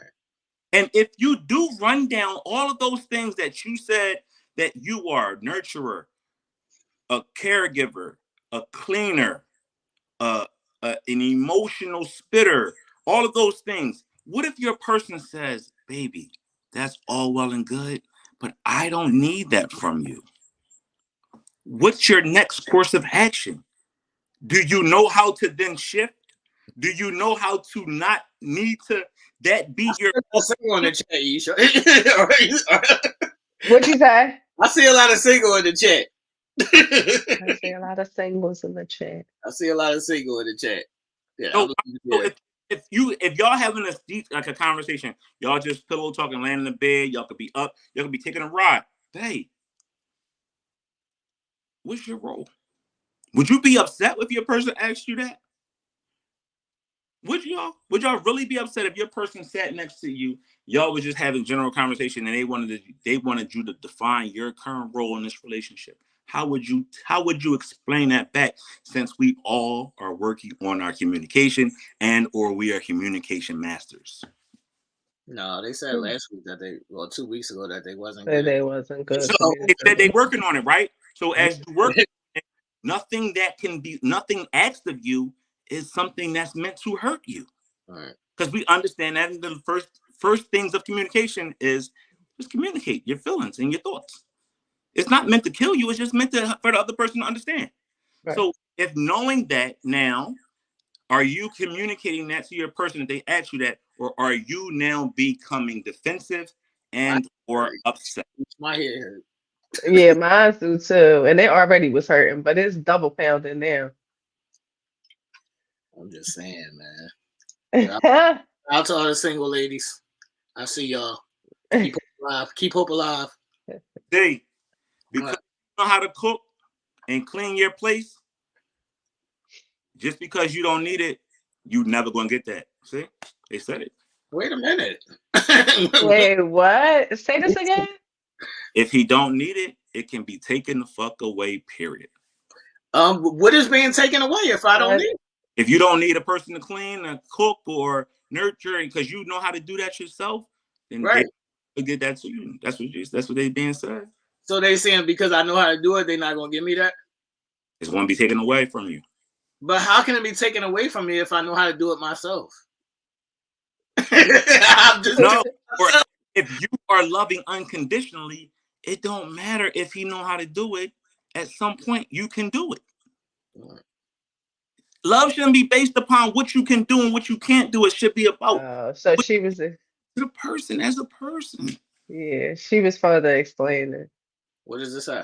What's the word? It says, I don't know. That the response equals having a role in his life according to TNL because what we do is nothing. So I think, yeah. Y'all swear, I love y'all. Thank y'all. Y'all are amazing. Y'all are truly amazing people to think that TNL believes that y'all do nothing and y'all are nothing. We honestly have the most respect than you think for everybody. We genuinely understand that you're just more than that. Right. That's what we're saying to you. We're not telling you that that's all you are. We're telling you that you are more than just that. So if that can't be understood, then I think our message is being lost in translation. Because what we're saying is, yes, you can do those things, but that's not all I'm with you for. Right. I'm with you for you, the total package, you. Right. And if you don't do those things, that don't mean my love for you wanes. I'm not gonna say you're not a woman. If you don't do those things to my standards, don't mean that I'm going to say that you're less than. Right. I still love you, respect you, and want to be with you, regardless. Let's move on. Let's have some fun, man. Ooh. Cause sprinkle, sprinkle, drizzle, drizzle. Sprinkle, sprinkle, drizzle, drizzle. Gotta break them barriers. Gotta break them bonds. What I'm saying is be careful, people. Love unconditionally. Right. And if you, like I said, with the intentions topic, and like we always say with those expectations topics, all these things that you place upon your person is where things get lost or confused at. And once again, shout out to all the single people. What's up? Can you answer that?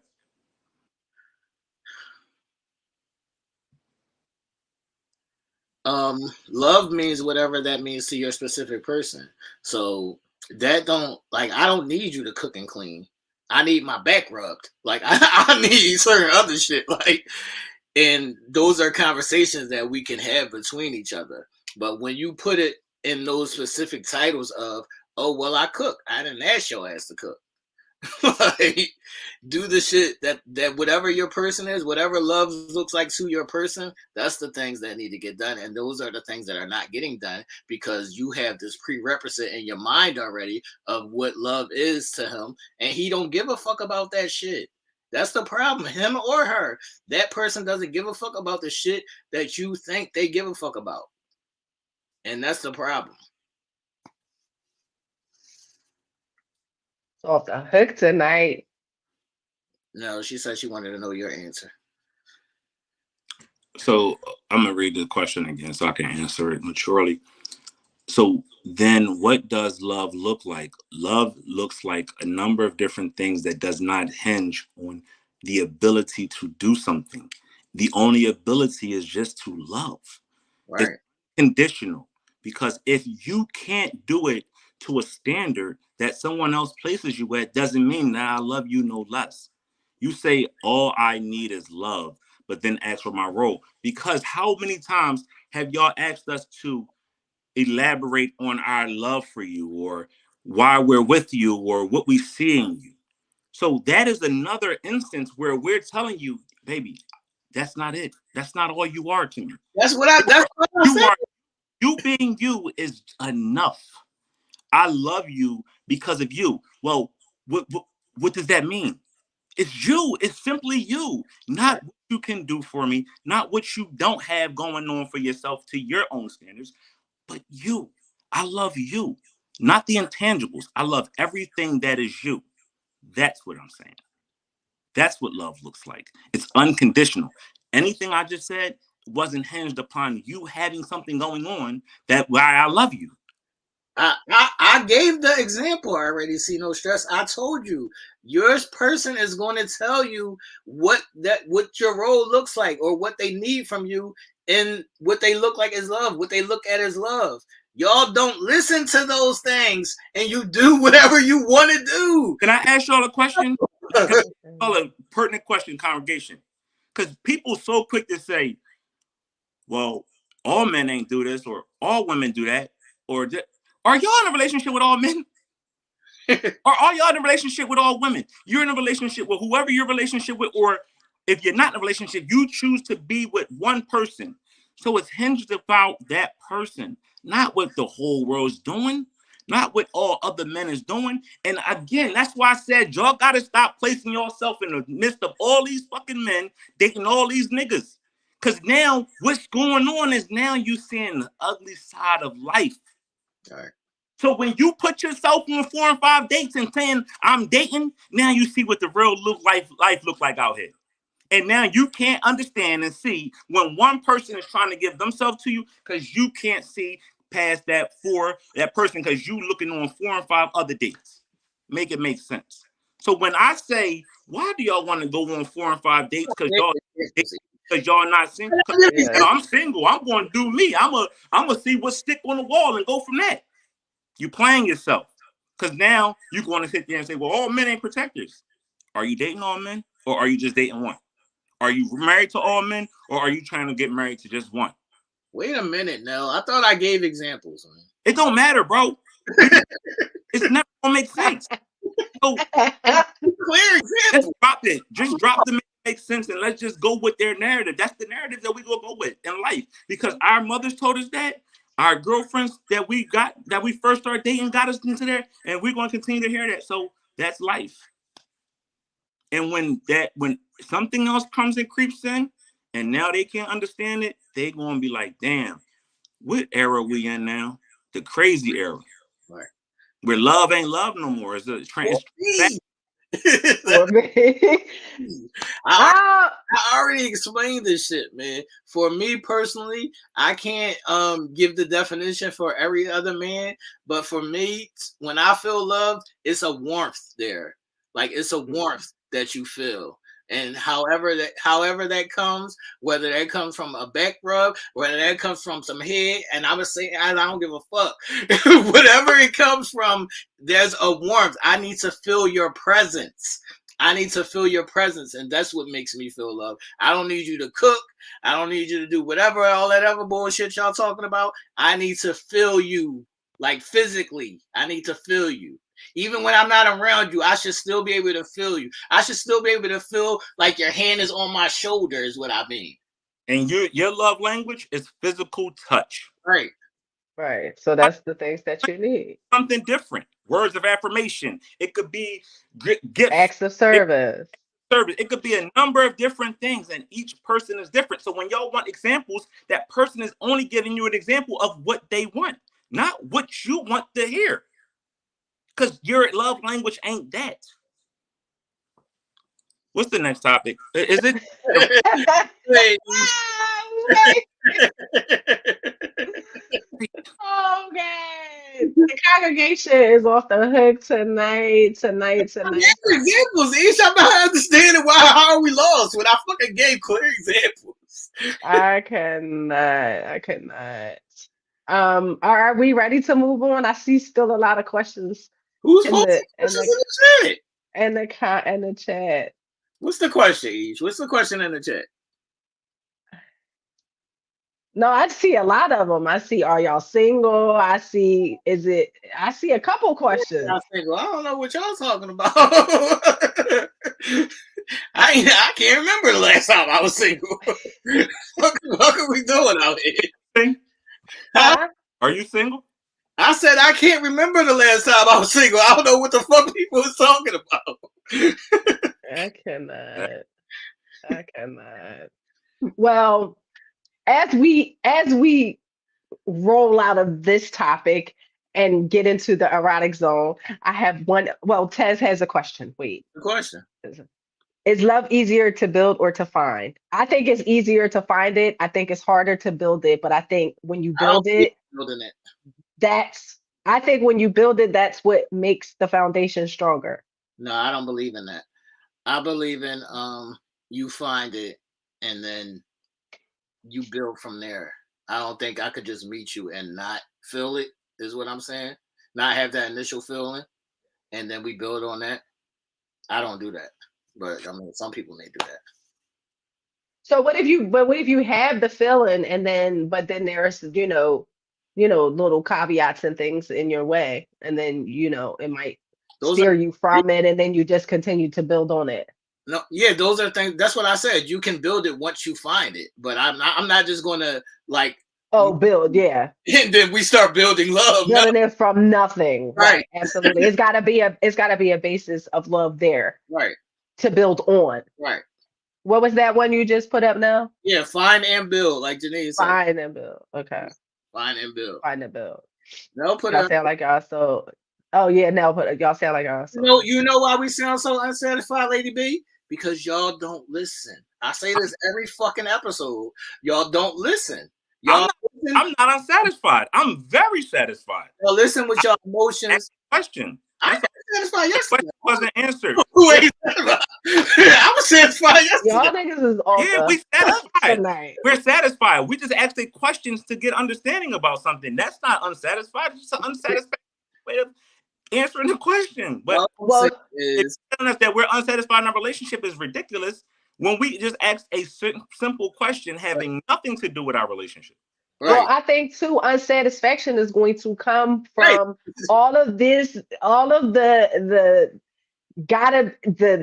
roles that everybody gotta play. It gets so stuffy. Right. Like, you know what I mean? Nobody's ever gonna be satisfied in those forms. It's never gonna happen. Like, take the glove off. Right. Take the gloves off. Y'all, we are so emotional right now when we should be using logic. Right. Emotion got us going back and forth, and logic says, just come here and let me hug you. Come here, let me give you a kiss, and let me tell you and show you how much I love you. I told you, you gonna feel it. You gonna feel it. Even when you're not in my presence, I should feel it. The logic. We can be emotional all night long, but emotions ain't getting us nowhere but hurt feelings, upset, blood pressure through the roof, you in your bag, I'm in my bag, people not having relations because we in the feelings. When logic said, you know what, come here, baby. I just look, let's figure it out.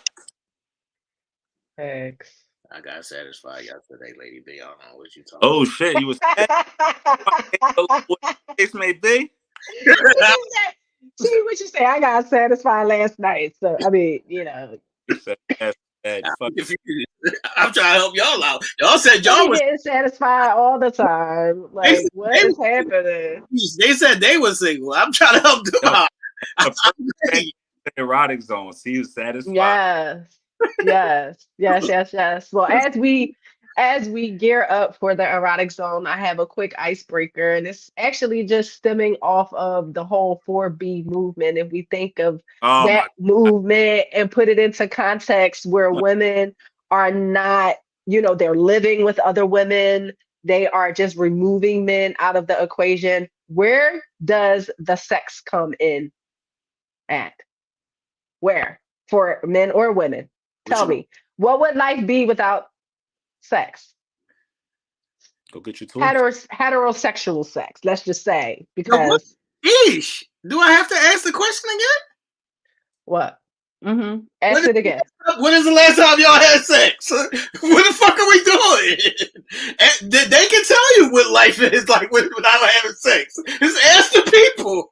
No, I mean like for long, long periods of Ask time. the people. Eesh, what the fuck? Congregation, tell me what would life be like without sex? Now, T is referring back to a few past episodes where people were in the chat saying that they haven't had sex in a long time, sex is not regular, all of that stuff. I need to know what life would be like for you guys without sex. If this comes into fruition a little bit more over here in the United States, where All right. we're removing men and women. Look, Ish, all jokes aside, women are playing with their toys and men are good just going to masturbate. That's all. That's what life is going to look like. That's all. So no snooty for nobody? No. That's all. It's real simple. Like, they going to be playing with their toys and niggas going to be masturbating. And that's going to be life. And that's going to be it. Right. And that's going to be satisfying? Well, I'd be satisfied if I bust a nut. No matter how you bust it. Right. I can't know. I would prefer with Shorty, but what we do? I can't know. What's life like for you without sex? I know it's not an important, being though it is not like on your top of the list of importance. I wouldn't say that. It's not on my top of my list of not being important because I'm sexually attracted to my person, so it's on my list. You know. What I mean? But what would your life be like without it? Right. If you didn't have it? If you didn't have a person. If you didn't have a person. Hard. Right. Huh? Hard. No pause. Hard. No pause. It would be hard. Hard. No Diddy. Hard. No. What's your answer, Eve? Fucking miserable. I wouldn't be able to function. So no, I don't know. But it wouldn't be good for me because I enjoy sex. Look and see no stress, man. It'd be great. No emotional drama. The DB did. The DB. AC, no, you crazy. We let us start a gang. Shout out to the Slaughter Gang. You did. Y'all help push the narrative forward tonight. We appreciate it. Let's see what the people's saying. Can you? Man, listen. Okay. I don't know how the thought can be removed from my head because I need to take a page out of your book. Can't think. Yeah, I could never remove the thought out of my head. Is it based upon if you still had the ability to do it, but you just couldn't get to it? Right. So say we're completely at the 4B stage now, and they disown us basically.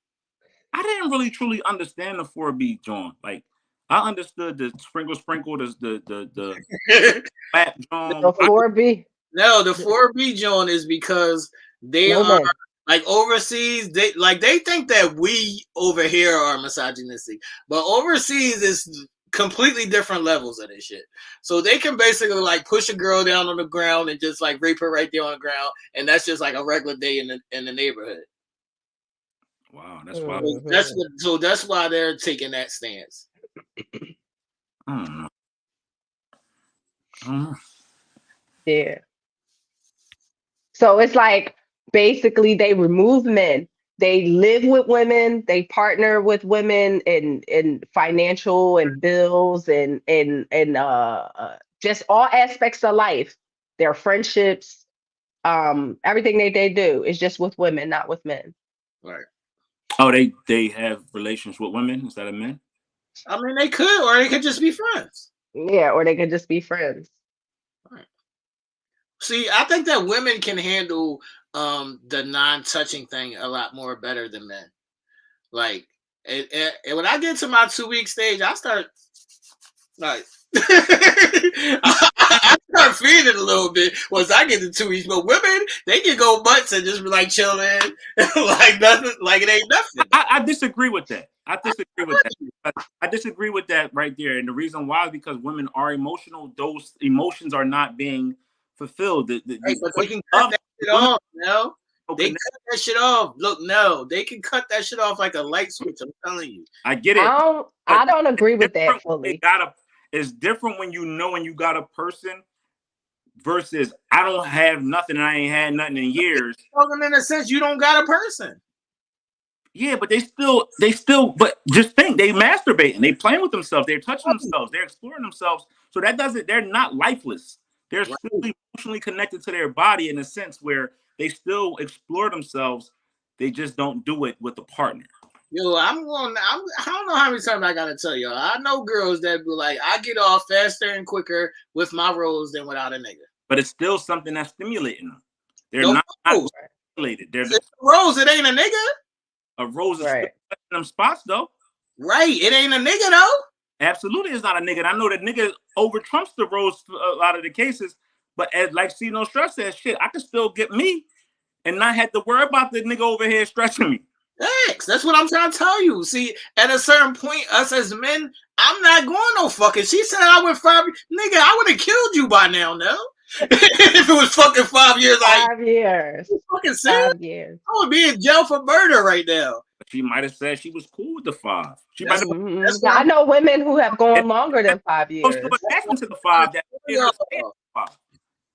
it might just been something that kept her at the 5. Like, yo, I'm emotionally attached at this point to something, and I can't move past it to go to somebody else and get something. No, it ain't that. They switch and not think about that shit like that. No, I wouldn't be able to do it. Like, I mean, for a short period of time, maybe you can, condition your mind to think of other things, but eventually I'm gonna need that physical touch. I'll ever ask men and women how long they went without sex. There's no way in hell men is going to be up on that list. No, 5 years is wild. That's what I'm trying to tell y'all. But think, women can go that long. Do they really want to? No, I'm not saying that. No, right. Nigga, I can't. Like, that's why they putting themselves in the views of niggas who ain't shit, quote unquote, because they need what they need and they get what they get and they move. They like people feel it. Yeah, they might feel it, but they ain't gonna do it. They ain't gonna do Let it. them tell it they is. No, they ain't gonna do it, dog. I'm telling you. Ain't gonna do what? They ain't gonna just always fuck with the nigga just to have a nigga. Oh yeah. See, they ain't gonna do it. They ain't gonna continue that shit. No, absolutely not. They'll move on to something else and get it something nowhere else. All right, Ish, what's up? What we doing? That right. Right, Ish, we need to turn icebreaker now. Oh, that's the icy. That was the icebreaker. But my erotic zone is nice and sweet and gentle and loving and caring. And it ties into the whole love thing, right? But it could This sounds sugar coated. But I know y'all too, so I already know that it's going to go a little left. This is what I already know, right? Wow. But it always goes left. Even when I be trying to make it like calm and loving and sensual, and I always the crazy, wild, freaky shit that I be bringing, like y'all always take it left. And now that took off of his head, so I already know what that means. It's about to turn up. But I wanted to talk about aftercare. What's up? Okay. So I had a conversation with a girlfriend who stated that lately she has been crying after her orgasms. What the fuck? And she's been really sad. Okay. Yes. No, I'm laughing. That was doing a jerk inside and shit.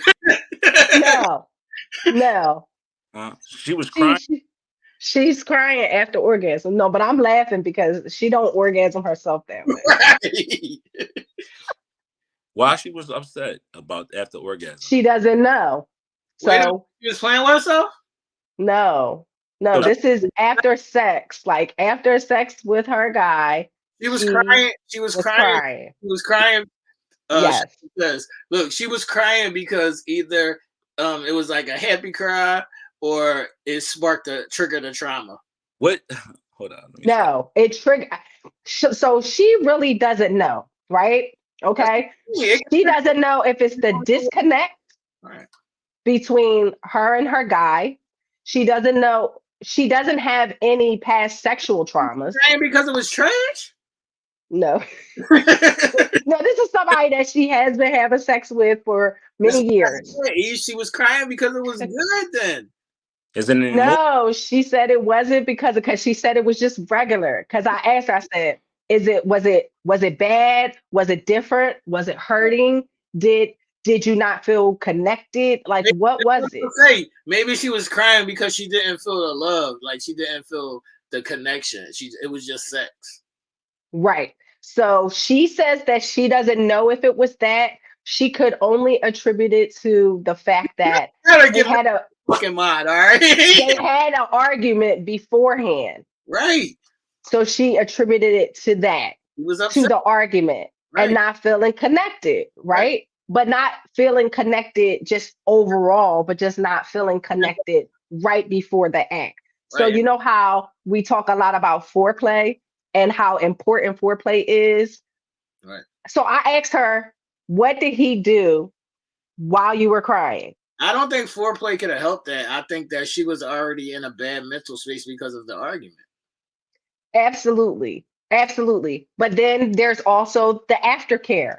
What happens after sex? We pay a lot of attention to foreplay, but do we really pay attention to what we do after sex? Is that really a thing, or do y'all just be done, y'all bust a nut and y'all go to sleep? No, Like, cuddling. okay, that's a part of aftercare for sure. But I asked her, what did he do while she was crying? What would y'all do if y'all saw y'all chick What? crying? Sis? Not sis. Not sis, but I'm just saying. Is there no compassion? Nah, Like, babe, I'm what's not gonna up? Why say you sis. crying? What's I'm saying wrong? I'm console. If she starts crying, then you gotta console and like see why she's crying. Like just be there for her. Okay, so but you would address it, right? You Right. would address it and you would acknowledge it. Now, would you? Or Yeah, you wouldn't know what to do? I would be so taken aback, but I would ask her like, "What's wrong? Like, why are you crying? Like, did I hurt you or whatever?" Like, I get on my super compassionate back when I see that. Like, Okay, but you know what though? Like, while we sitting here talking about this, I suck at aftercare. right. I So typically, Yeah. that No such an aftercare, y'all. well, you know what it is too. I, Like people don't conceptualize it. Like when we think of aftercare, we think of the BDSM, like the vigorous sex, the playful sex where it hurts, is spanking, you need to ice your wounds, you need to clean up some scrapes and because you're being real active and real physical. Like when we think of aftercare, that's what we think of. Like we think of tending to how we've heightened our sexual experience and bringing it back down to a level that we're regulated, right? Our bodies are regulated in whatever way that we just sent it to an extreme. But aftercare can be just in regular, normal, genuine, loving sex as well. And a So, lot of people don't do that. right, Ish, but this is what I'm Mhm. saying. I'm a Capricorn, so I have to tell you all the secrets, man. After sex, there should be more foreplay or just basic cuddling because I'm going to try to smash again. I'm sorry.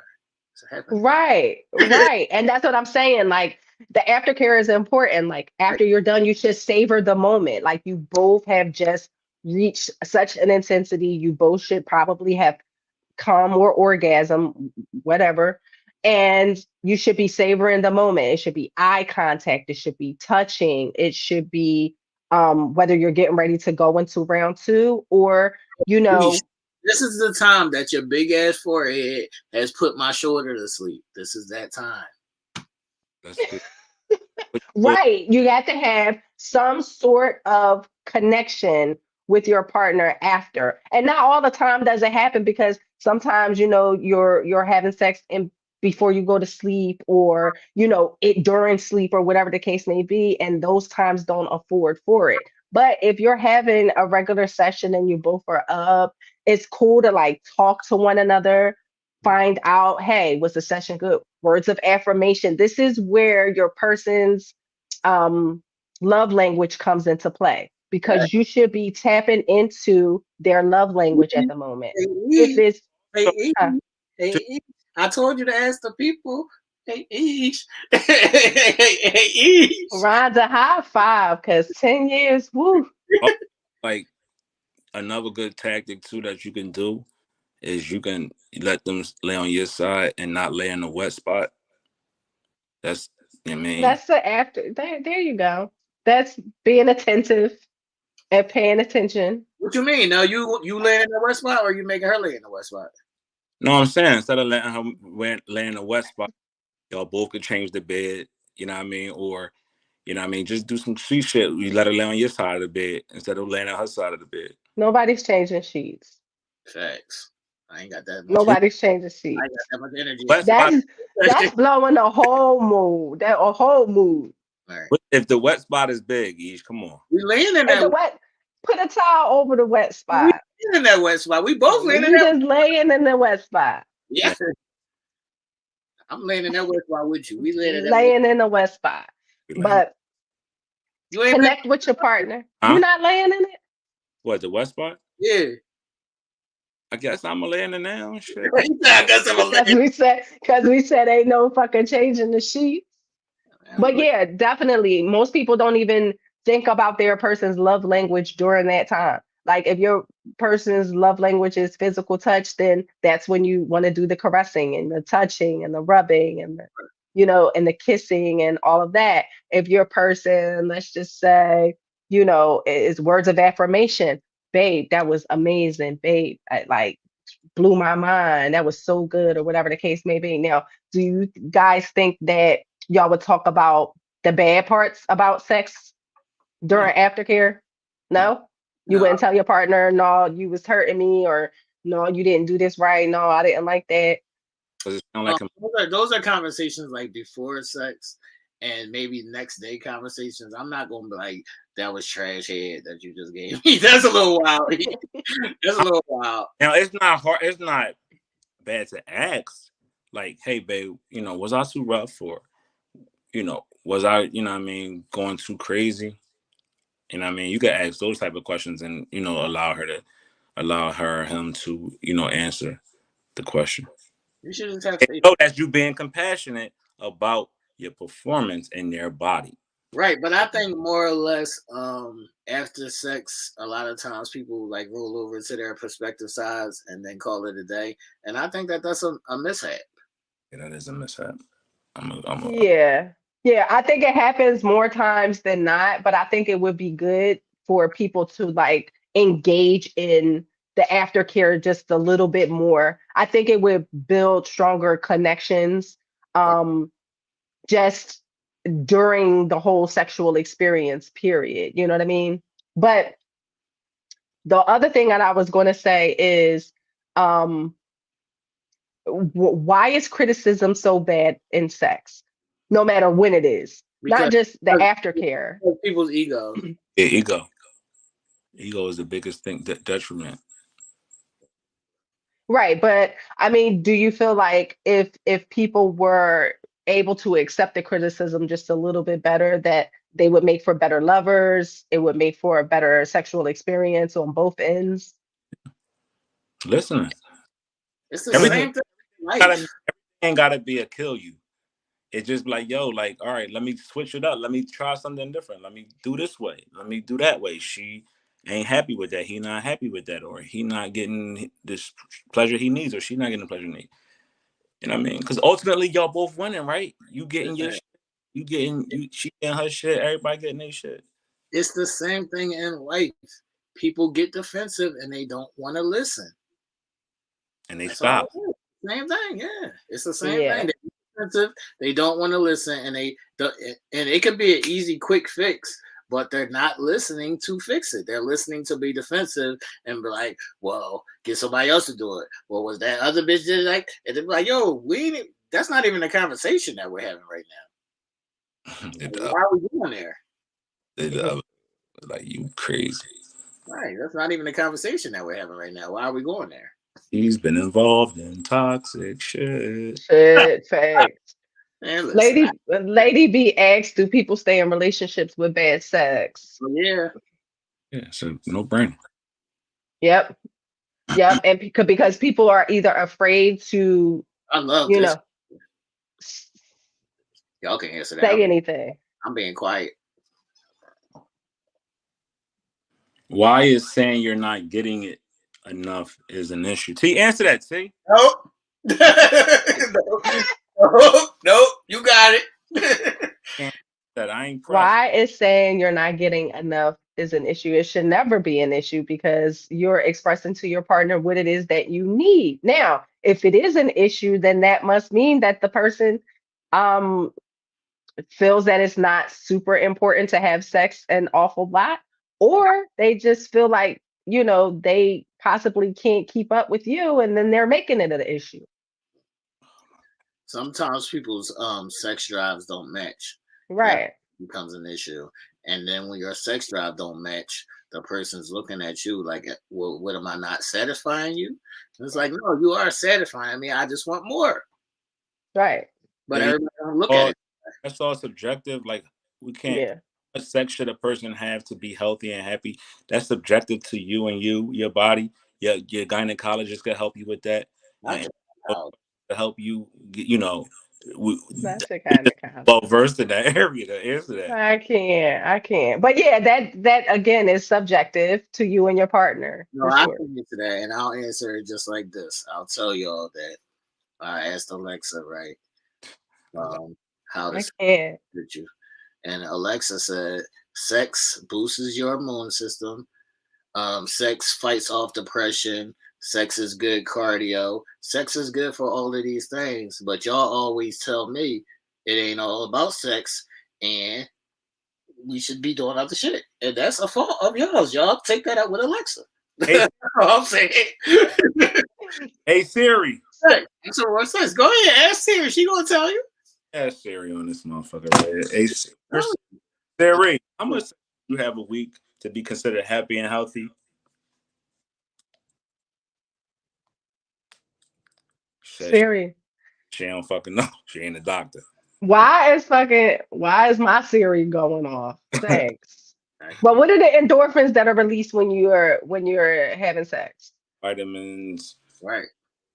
Yeah, I tell y'all all the time people should be having more sex. And y'all tell me all the time I need to stop talking about sex. A doctor, a study that was put out that I was reading not too long ago said sex actually helps you to, cut down on prostate cancer. Sex. Yes. Vaginal cancers, and it helps with your mood. It helps with your blood pressure. It helps stimulate hair growth, and it helps stimulate skin cells and things like that. So sex is a requirement that our bodies need to continue on its healthier journy. So, in my opinion, I don't think semen retention does help a man unless you're having a baby and you're jerking off on your off time or something like that. You're trying to get somebody pregnant, you're jerking off on your off time or something like that. But a man should be doing semen retention. Yeah. Well, they say, not to cut you off, T, they do say that the semen retention helps in different areas, like helping a man focus, helping him his strength. When he ejaculates and he comes a lot, he gets weak. No, I get more focused after I bust a nut. All right. So yeah, but would you be able to, like, they say that it makes you weaker physically. Right, but your strength is not in physical. Well, what is it? Your strength is in your mental, Aisha. All right, here's the doctor. I just Googled this. The doctor says one common myth is that semen retention leads to health issues or an imbalance in the body. However, Research suggests that the occasional retention may actually have some potential benefits for males. By not releasing semen frequently, the body conserves vital nutrients and minerals such as zinc, calcium, which are essential for overall health. So, men semen is rich in zinc, calcium, and as we already found out, vitamin C and D, which, when it's pumped into the woman, gives her nutrients that her body could lack.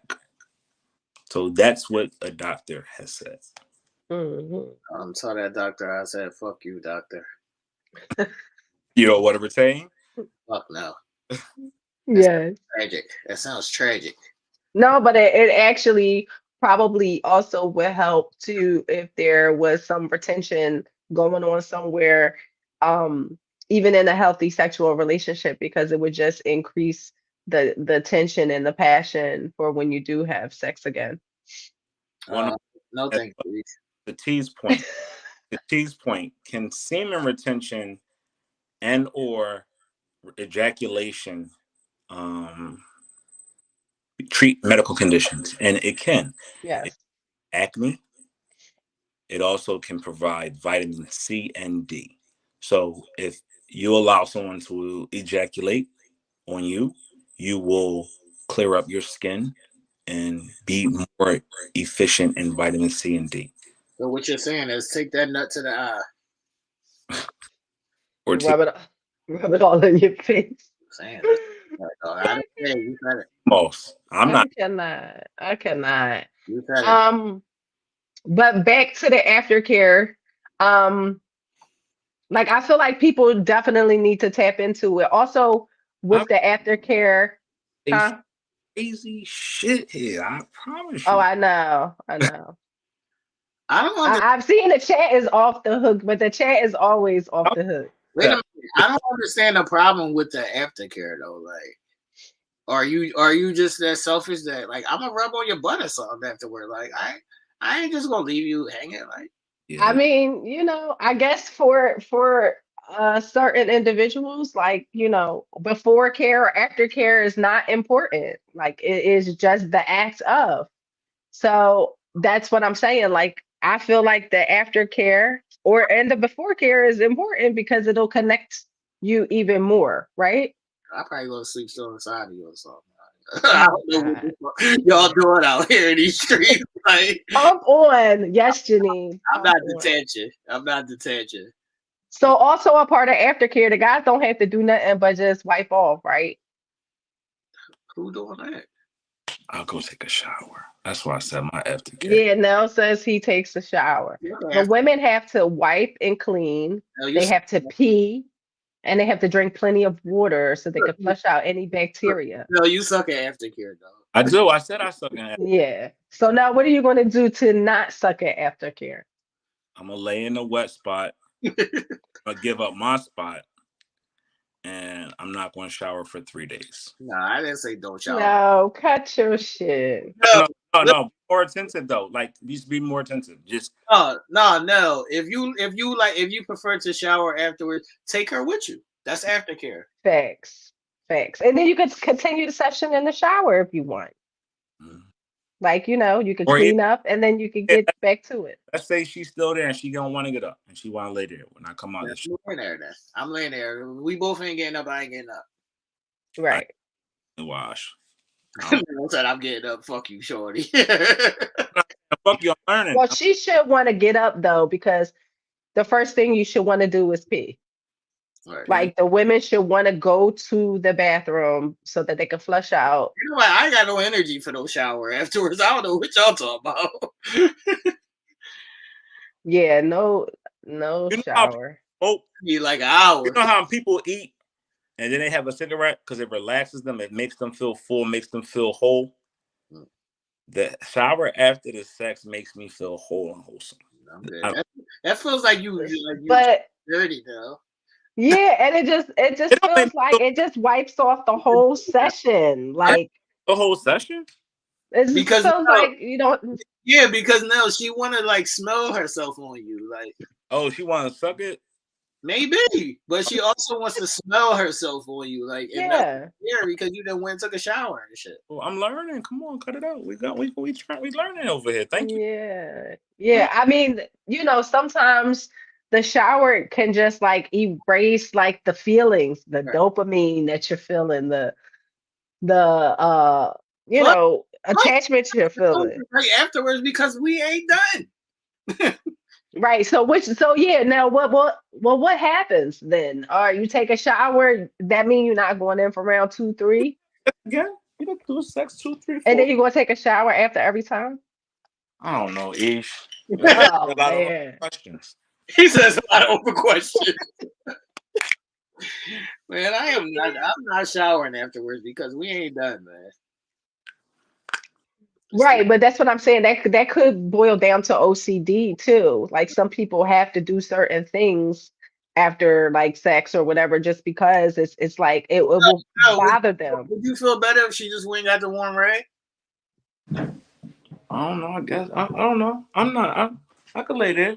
But would that not be enough for you? Is what I'm asking. Would Yeah, that'd be enough. not be enough for you? Oh, all right. God, I ain't used to these long nights, man. My body's starting to hurt. Oh no. Sarah said, "What the hell, man? She want to smell." Right. All That's right. what I'm saying. All right, we're gonna leave it for the smell. Cool. That's why we come on these shows at night, man. We wanna hear what's going on. We get better Yeah. every day. Right. Yeah, don't wash and get all super clean and then go in for it. It's like starting all over again. You I want to ain't be in. washing before we do it. That's cool. Right. I But don't that's like what I'm. wash your stuff before we do it. Don't wash your stuff before we do it. Okay, don't watch Yeah, it. you said this before, and I was like, well, Well, that you depends. want to smell all the funk Yeah, that of the I day? like smelling her. That's her. Her body Right. odor is her. That's a turn on for me. I like that. Yeah, I'm not mad at that. But she ain't like shitty ass or nothing like that. I'm cool, but Right. I Yeah. like her smell. So Yeah, I ain't mad at that. wash before we do it. Well, that's too contention on individuals who are able to clean themselves during the day, like know how to wipe properly as Question, far as Sarah. peeing and all of that. Sarah, what's the question you asking? No, let's say she been cleaning up all day. She been running around the house in her little holy ass nightshirt. Oh, she's asking what the hell does she want to smell? Because we be saying she wants to smell herself on you. She the wants pheromones, right? She wants to smell you. She wants to smell herself on you. You don't want to. She said she don't want to smell that. She said. So you don't want to smell your own cootie cat? You don't like it? Not the cool. You gotta smell your own cootie cat. Not the cool. Now you and these abbreviations be sending me. Having it. You know what I mean? Cool. But then too, if that motherfucker ain't right, then she can smell like, damn, that's me down there. Right. That's why you gotta smell it, man. You know what I mean? Yeah, please with the smells. Oh, I mean, regular sex smells is fine, but hold on, y'all. So Sarah, if he eats your pussy, you not kissing him because you don't want to smell it? I don't trust a girl that don't kiss me after I eat her pussy. Like, I'm sorry.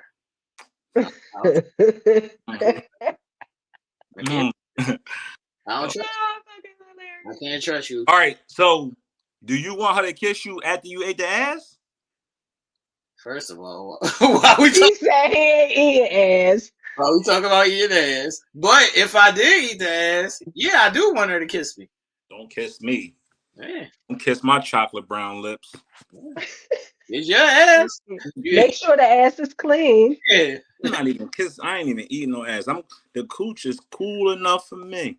Yeah. I can't. Well, I don't know why we always get on eating ass somewhere in these conversations. Yeah, people do that, Lady B. What you talking about? I told you, y'all. That's why I don't talk to y'all about sex, because y'all ain't outside. What do people really do? What we talked about that a lot. Like what? Kissing after eating vagina and kissing after eating ass. I think she asked him, "Do people really eat ass?" Nasty over here. What the fuck are you talking? Oh, do people really eat ass? Oh yeah. Look, I'm gonna say this one more time. Are y'all having intercourse? Or are y'all fucking? These are two different things, man. I like fucking. I don't like intercourse. She said, if you ask me that, we fighting. I can't.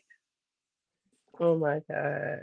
Sarah talking about shouldn't be no smell. It's not a stinky smell, Sarah. It's No, just it's just a sex smell, pheromones. it can just be Hmm. if you putting in some work, y'all both No, sweat. I don't like women. Your man will tell you you have a distinct smell to him. Right.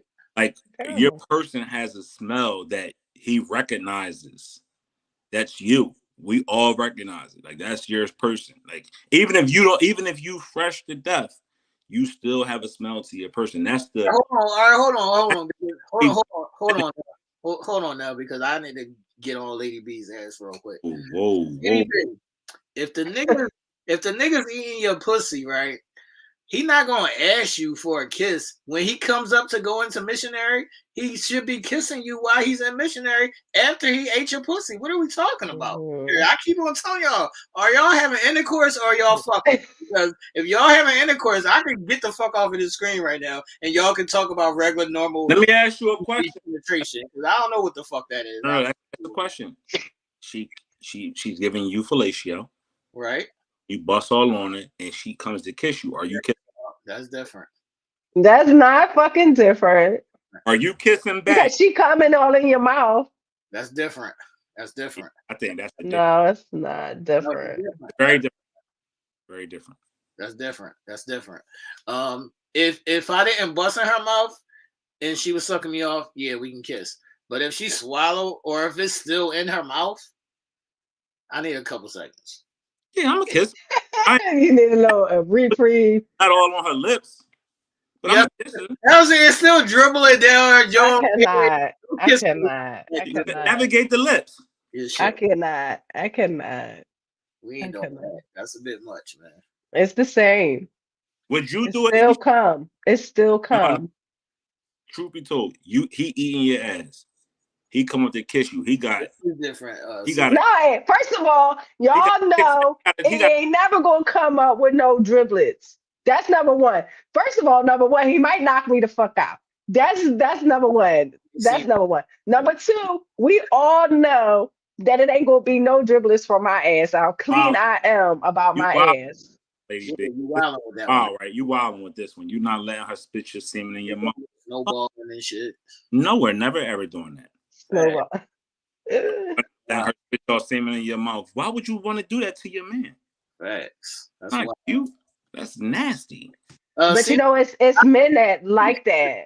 I think it is different. See no stress, because for the most part, when women Open up. when women have an orgasm or whatever, and you just eating a pussy, it's not like if I come, it'll be sometimes it'll be a lot of fucking cum. Like I'm not kissing you right after that. I did none of a whole fucking gallon down your throat. I need a second, sure.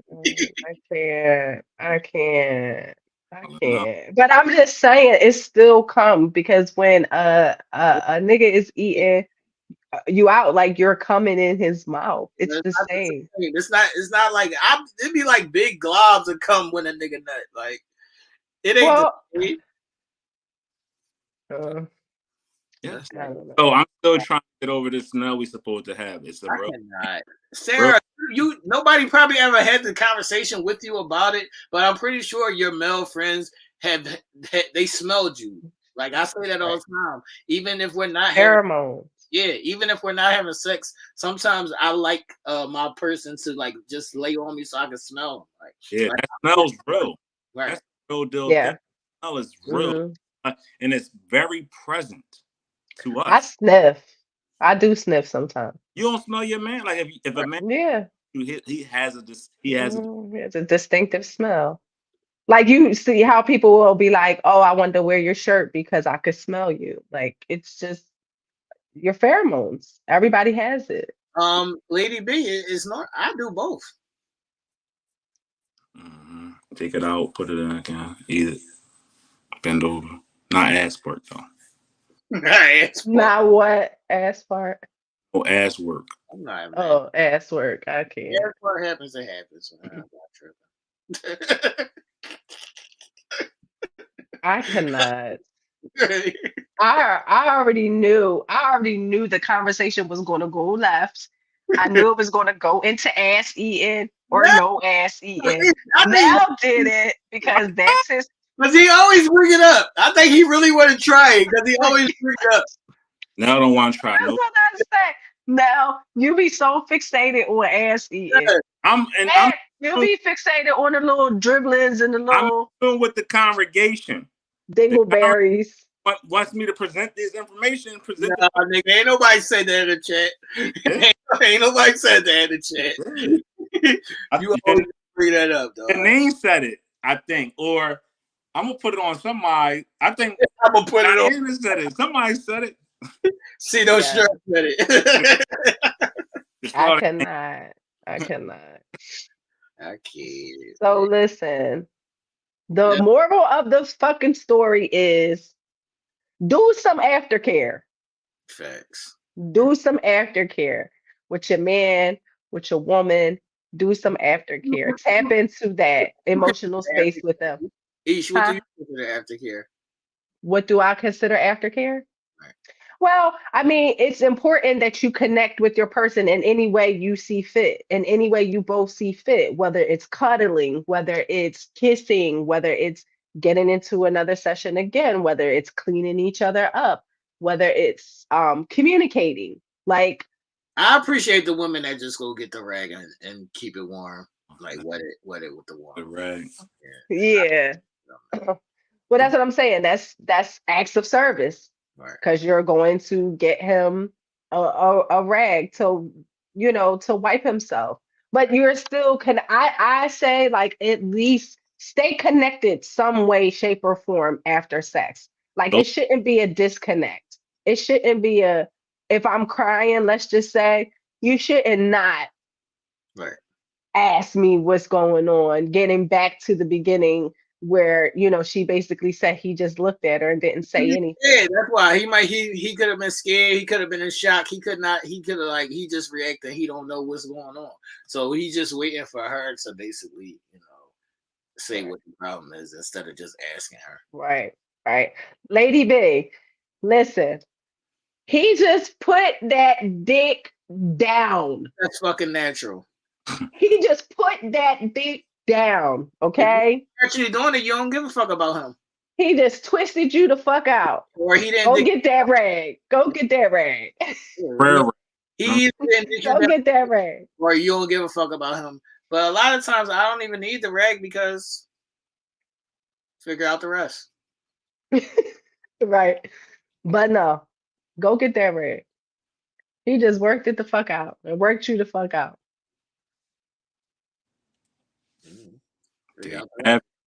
But sometimes it is nice. I will say sometimes it is nice when he goes and gets the rag. Well, I gotta go get the rag. No, but I'm just saying sometimes it is nice. Doing all that work. I mean, be selfish. Yeah. Like, it's nice when he goes and gets the rag and it's warm, and then he wipes you like a little baby. Oh, that's a nice age. That's cute. No. You gotta write the right too, right? We gotta write from front to back, right? From front to back. I don't want a rag at this point. Oh my God.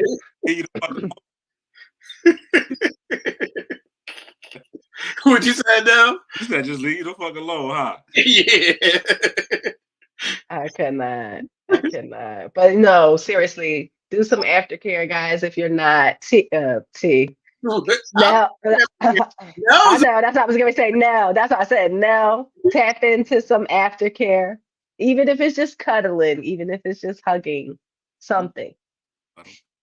Yes. Well, y'all don't understand. I'm a professional, man. I'm a professional, man. I'm the foreplay champion. I'm going to do the whole oil massage before and maybe after. So it's like, what we doing? Like it's levels to this shit, man. I'm a Capricorn. I don't know what the fuck y'all doing out there. Y'all on y'all 10-year ride. We not doing that over here. What's the question? Anybody got questions? Well, Lady B says, is sensuality better than aftercare? I think it's all a part of it. That goes together. It goes hand in hand. Absolutely. Sarah's asking who works harder, men or women. I'm gonna say men, and that could be, it could flip flop though. It can flip flop because it all depends on the position. Right. Not It only all depends on the position. not only just the position, it all depends on the people, because sometimes girls just go for what they know, and they put in some work.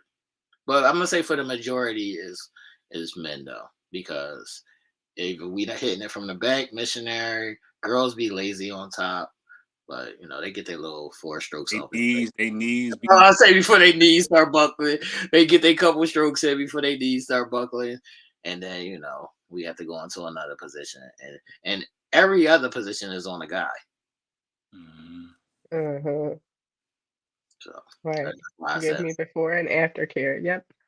Out. Yes, yes. That was the erotic zone, guys. That's another question, y'all. Can a man tell if he satisfied his person? No. Sometimes hopefully you should be able to. There's nothing wrong with expressing that. Expression is a form of communication. So ladies, if you think he's supposed to know, let him know. Men, if your lady held it down and did a good job, let her know she was amazing. I tell by her physical patterns. Yeah, you could tell she laying there and she in the ball. Not only that, that leg shake, shake, those clenches. There's certain little details in there if you pay attention. Mm-hmm. Yeah, I was gonna say it probably definitely is given off through the act. Exactly. Sometimes I get physically assaulted. You get beat up on. Yeah. Huh? Yeah, that's what I'm saying. Like during the act, there's something. It's clenching, it's scratching, it's gripping, it's kissing, it's biting. It's like something is happening just to like effectuate. Like, hey, this is happening just how it should be happening. Thanks. Now, where the hell are you going? Yeah, I'm calling. I need SA each. Get the people ready. I was physically assaulted. Oh my God. I'm going to go get the rag. But you went to go get the rag? Go ahead. I can't. But isn't that a good feeling for you guys when you get assaulted? It's a great Like, feeling. It still hurts. Nah, it still hurts. If a woman runs down, what did I say? If If a woman runs, does that turn you off or will you stop dealing with her? Like, is it a turn off if a woman, can't take it? No, it's not a turn off. It's an ego booster. It's only a turn off because I have seen certain women that you can't even get into a full, like a half a stroke, and she like pushing you out. That's a turn off. You're like, God damn, I can't even get into my shit. Mm-hmm. Or the ones that take shit and then can't take it. Right. Y'all talk about that shit a lot. Because that shit is real. That shit is real deal Holyfield. They talk about they can take it, but then can't. Facts. Now that's a turn off. Dependent. Look at Nell. Dependent. I fucking can't it don't have to be a turn off because if she still got some good twat, then okay, what she say out her mouth? Twiz is Twiz. I ain't gonna okay. Not Twiz is Twiz. Twiz is wild. That's what I'm saying. That's wild. I don't give a fuck what shit she talked out of her mouth and couldn't back up. This shit is still good. Twiz is wild. Twiz is going to definitely get you there. Shit, you forget about all the talk when you. I don't even remember. Whatever. I don't even remember. Any last questions before we get to going in 60 seconds? What's the word, man? Everybody done with their questions? Yeah, man. I'll save that for. Let the congregation say, "Hey." What you say now? So let the congregation speak. Forever hold their peace. No, I'm not running. Just give it up. Just give it. I can't. All right, people. They don't have no more questions now. You can go ahead on. So going on 60 seconds is going to look a little different tonight. I wanted to highlight a few things and a few people, and I wanted to take the time out to talk about this young man who came across my timeline both yesterday and today. Yesterday, when he came across my timeline, he was celebrating his prom, his junior prom, going on his junior prom. And we all know how exciting that can be. We've experienced it. We've experienced it probably 2 or 3 times, either with ourselves, with probably our siblings, and now with our kids. But this young man story is a little different. He went to his junior prom, and I guess coming home from his junior prom, he lost his life. 16-year-old Darius Bryant lost his life early Sunday morning of last week. Shots were fired at his car around 12 a.m. And this young man had a bright future in front of him, like a lot of these young people that has been lost to senseless gun violence. It's hurtful when you have to send your condolences to the mother and father of one of these slain kids, because our children are supposed to bury us, not we bury our children.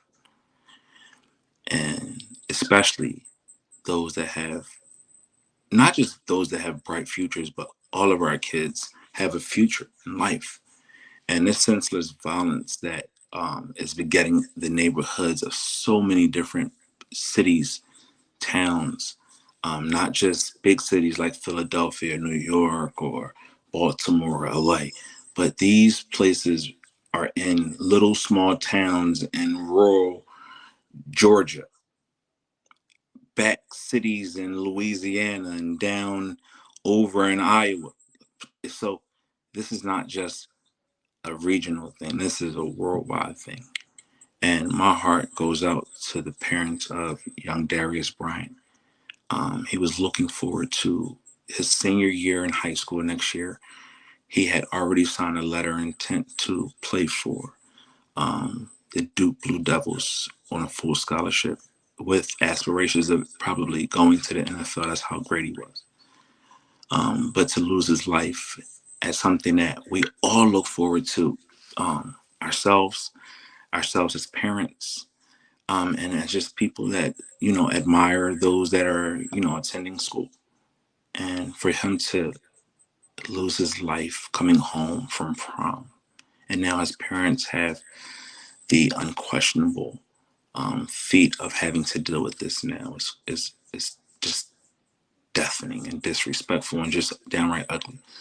So my going in 60 seconds is just, please, let's do our very best of, being careful out here, doing our due diligence, and not just being careful, but also nurturing in our young people, being role models and mentors to, the young people that cross our paths, regardless if we know them or not, because, you never know whose life you can touch or whose life you just saved by just telling a young person how proud of them you are, letting them know that their future is bright, and letting them know that they're loved.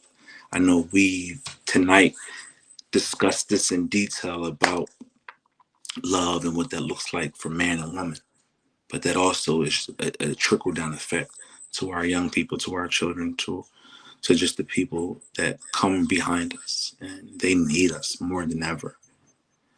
Let's do our very best to, patch relationships up with ourselves and those in our lives that we love and we care about, because you never know when that person's tomorrow has come.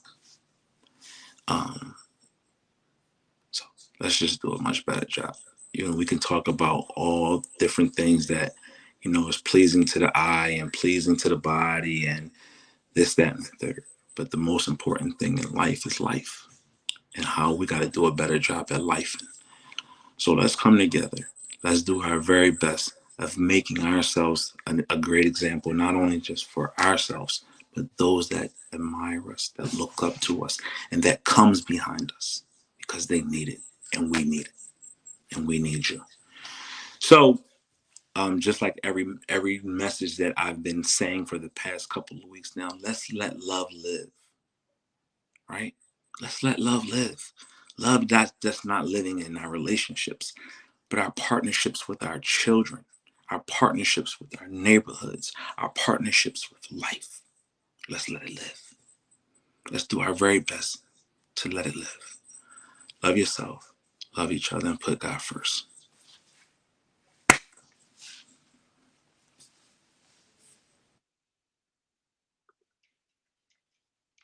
Be turning mute off. Turn it on. Off. That's all. I was munching and crunching, and I didn't want to be rude. What's up, people? Once again, thanks everybody for tuning in. This is It was fun tonight. We went back to our roots. I was kind of rusty. I'm so used to us getting together on Thursday or whatever and doing this. But this was kind of fun. You know what I mean? Kind of worked the old little Nell out a little bit. It took me off, but it was all right. Old t-shirt out here. Man. I can't. A little nostalgia. I'm enjoying the cast again. I'm a bird that shirt each.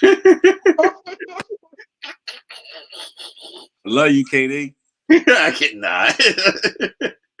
That's why y'all. Aw, hear the hearts. What's up, Katie?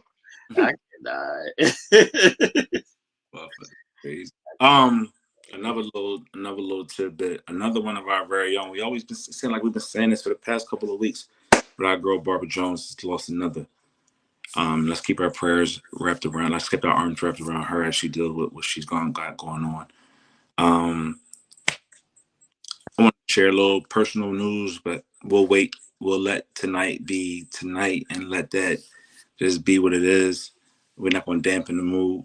We're just going to continue to keep rolling in positive vibrations. You know, let this week be a week of positives for you. Don't let nothing distract you or distract you from you reaching your goals. And your goals can just be something simple as I want to be happy today. And let that one day hop into the next day and the next day and the next day, and see how much of a difference you have made your life just by thinking positive.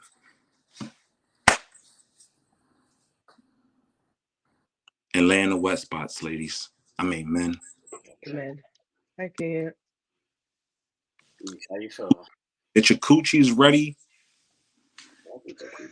Get the cooches together and ready. Let it smell. Let it smell. We love that smell. Oh my God, I can't.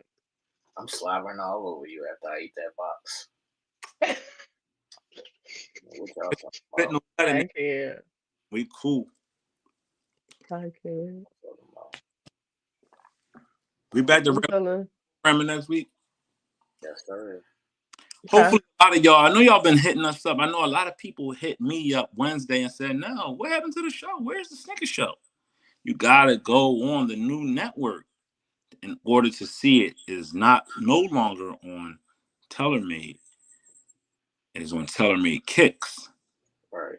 You gotta go over there to see it, and the link is up on the page, so you'll be able to just click it, subscribe to it, like it, and share it. Shout outs to a new member that we gained tonight. Giselle Slaughter. She became a new member, so that popped up while we were discussing our dissertation. Shout outs to her. You are now a member of the greatest conversation, Uncensored Minds.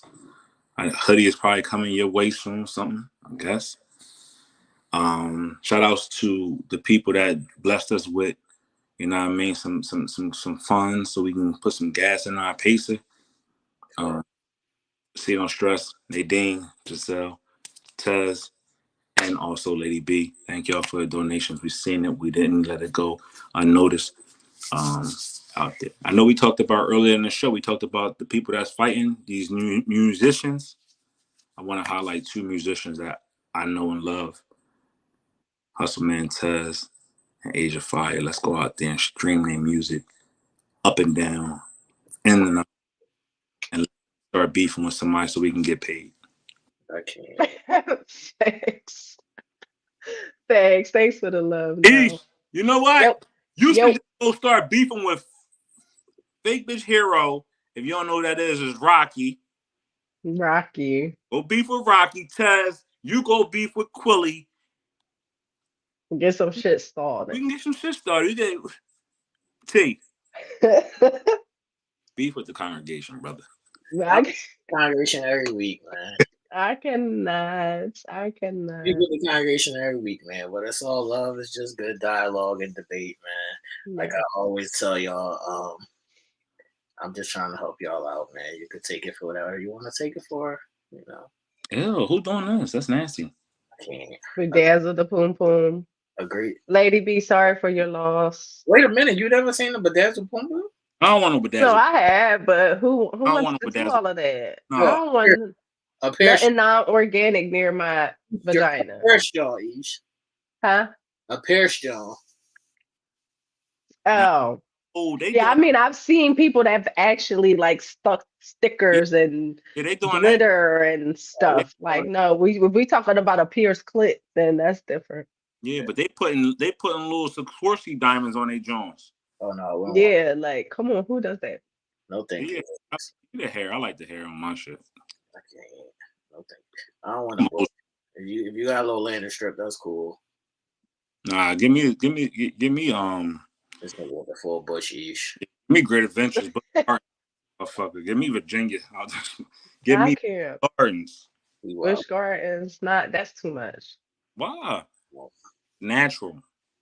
Yeah, it's natural, but hair just The breeds motherland. sweat and bacteria around your vagina. Ain't Not never. too much. Not Nah. Gotta all keep that. it Shit be getting stuck in my teeth. I don't got time for that, dog. A little yeah, like nice, neat, ooh, kept, clean hair if you're gonna have it. Like landing strips, small little mohawk, little portion, you know, Yeah, so not a full farce. don't listen to Nell, y'all. He crazy. He don't even do aftercare. Don't listen to that nigga. give me the He's box. talking about that wolf pussy. That's what he's talking about. I cannot. Now it's off the hook tonight. He wildin', man. Wild enough. He Yeah. wildin'. That's corny. Like, what was 13, 14? What's that? 17? That's 19-year-old work. Like, we ain't kids. Let that motherfucker be. You could get right to it when it's clear. Facts. I want to see all the different color hairs that you got down the I brown, can. Yeah, black. he down there playing with the gray hairs. He down there counting gray hairs while he eat pussy. I can't. Dog. I can't. Off the hook. Stay tuned this week, everybody, for an episode of Intimate Conversations coming ASAP. We will be back on Wednesday for a Telemade Kicks and then back on Thursday for Game 7. Make sure everybody who hasn't liked and subscribed to this channel and the Telemade Kicks channel, that y'all go do that. Make sure y'all hit those live bell notifications so you never miss a thing. And also, like I stated earlier, if there's topics that you might have wanted to see us discuss that we have already discussed, they are on the page. If you just go through the videos, there's a lot of things that you might find there. And especially to the new members, there's a lot of exclusive member content that y'all may have missed that y'all can go check out now that you are a member. So don't forget that. Thanks. Yes. And that's where it's Ish. Let's see. So speaking of Asia Fire, I have another single coming out this Friday. It's called Silence. So make sure to stay tuned for that. I definitely got to give a shout out to Tez. So he's been giving me a lot of grace during this time. Just as far as creativity wise, we had a lot of things that were in play that kind of got put on hold when my mom passed. So I appreciate to everyone who has just been giving me some grace, especially on the raw honey side too. So I was supposed to update the website. A lot of things supposed to be happening. I appreciate everybody for just showing me love and showing me grace during this time. But yes, Friday, new single is out, new stuff coming to the website. So definitely look out for that. And also, I just want to say, folks, this has been bothering me. Stay in your fucking lane. That's the word for the week. Stay in your fucking lane. If it's not your lane, don't fucking hop in it. And what I mean by that is, T, what I mean by that. I don't know what the fuck is happening right now. You got flabbergasted over here. We never heard you. You know what I mean? Thank you. I'm thinking. No, I just say that sometimes I see and hear and feel that people like say and do things that are not of them. People saying Just for the likes, the looks, the sound, the feels, the whatever. Please, everyone, let us stay where we are most comfortable and what fits us. yes. Okay, if I could put it nicely. Say what she's basically Yeah. trying to say is stop saying shit just to make it sound good. If you ain't about that life, you ain't about that life, and that's all right. Yeah. Stay on your side of the street. That's all. Yeah. Stay on your side of the street. That means you not. I know for a fact that you're not getting up and changing those sheets. That you laying your ass in that wet spot. That's what I mean.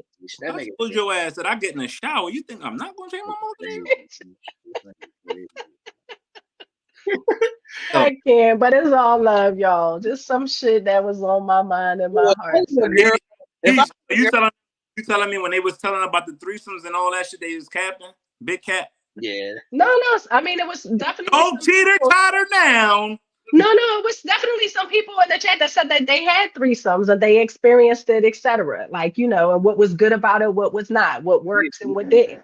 But I'm just saying, a lot of people said that they wasn't banging with the threesomes, period. So to each his own. I just say stay in your lane. And that could mean how you speak, your verbiage, like have shit just match up. Right. Have shit just match. Because some shit just don't be matching. Thanks, Ish.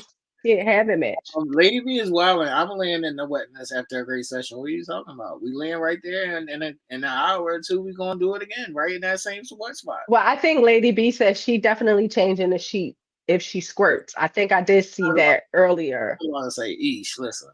If I was a girl and I was with Nell and we had just had sex, and he got up and changed the sheets, I would look at him like it would feel weird. Hold on. We got a newbie, not so newbie, who wasn't here when S Gang was created. See No Stress says, what is S Gang? What is S Gang? Well, S Gang is always going to be a thing. Slurp Gang. Probably always do say shout out to the S Gang. So shout out to all the S Gang members. And S Gang basically, See No Stress, is all the people who's down. No, ain't even a part of S Gang. No, facts. S Gang is S Gang down with the nasty, whether that be slurping, sucking, whatever it may be. I eat coochie, but I ain't gonna eat no ass, so I guess I'm out of the question. I told you, just go ahead and take your time. Let it go ahead, don't down. Ain't nothing wrong with it. With all the S's, man. Down with the nastiness. Down with the nasty. Let's get on that. But like I was saying, though, if I was a girl and you got up and changed the sheets, I would look at you a kind of way. Like, and it's a lot of girls that's like insecure or like be feeling smart. They might be thinking like, well, damn, you got another bitch coming over? That's why you got to change the sheets? Or all things is going to be looked at a kind of way, dog. I'm putting now on some fresh sheets. No, nigga. No. Might feel on some fresh sheets. No, nigga, no. Comfortable laying here. Laying in that wet spot is all cold and nasty. I don't even understand why it's a wet spot. Her pussy. What? Why it's a wet spot? She got that good, you know what I mean? Everybody don't got that. Yeah, but what if she do got it? If she do got that, then there could be a wet spot. There's not always a wet spot. No, it's not always a wet spot, but for the majority of the time, if the person is juicy like that on the regular, then it's a wet spot. Might be smaller, might be bigger at times, different most of the time, sizes. Most of the time, that wet spot is on me. It's either on me or in you. He's dying over there. Facts. My medicine is wearing off. Yeah, it's either on me or the coughs is coming. Shout out to No Stress. She said she's in the S Gang. What's up? Ass. But like I was saying though, how many of y'all is really in the S Gang and eating ass? Because a part of the S Gang, y'all eat ass. So how many of y'all is really eating ass? I need to know how many people is really into that. A part of the ass gang is not eating ass, man. It's that you're open to the possibilities. All right. So how many of y'all open to the possibility of eating ass out there? Y'all want to answer that? Can y'all answer that? I And don't think all right, there's going to be a lot of women that's going to say that yeah, they want to put a eat disclaimer out ass. there. Don't be pump faking. So how many of y'all will enjoy the possibility of eating some ass? Yeah, this is basically me. You with the shits, man. See no Hey, stress that she's a part of the squirt gang. So work gang. Hey, shout out to you, see no stress. That's a beautiful thing. You are a rare Lady B said I quit. gem, and you are appreciated What? on this here channel. You're appreciated. I'm going to sleep. What? I'm just fucking going to sleep. I'm going to Lady B fucking said you can't get no wet spot if you're doing the doggy style. That's not true. But see no stress said never mind, take me out. He Nell, said cut. Nell trying to pollute the S gang because he's not a part of it. It's a rap. Don't, Facts. don't let Nell pollute it in the ass gang. You don't gotta eat ass to be an ass gang. You just gotta be with the shit, sir. That's all. Don't let Nell pollute it, man. No, no, no. I can't. His Yeah, theatrics. yeah. They Don't send me. They send me. Look, what?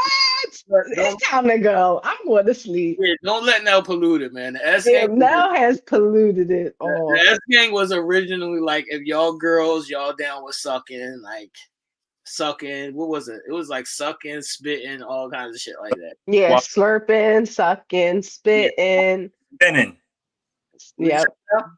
and spinning, they was spinning on the drum. Yeah, and spinning on the jaw. Mm. That's what it was. Man. Who the fuck is Ladybug?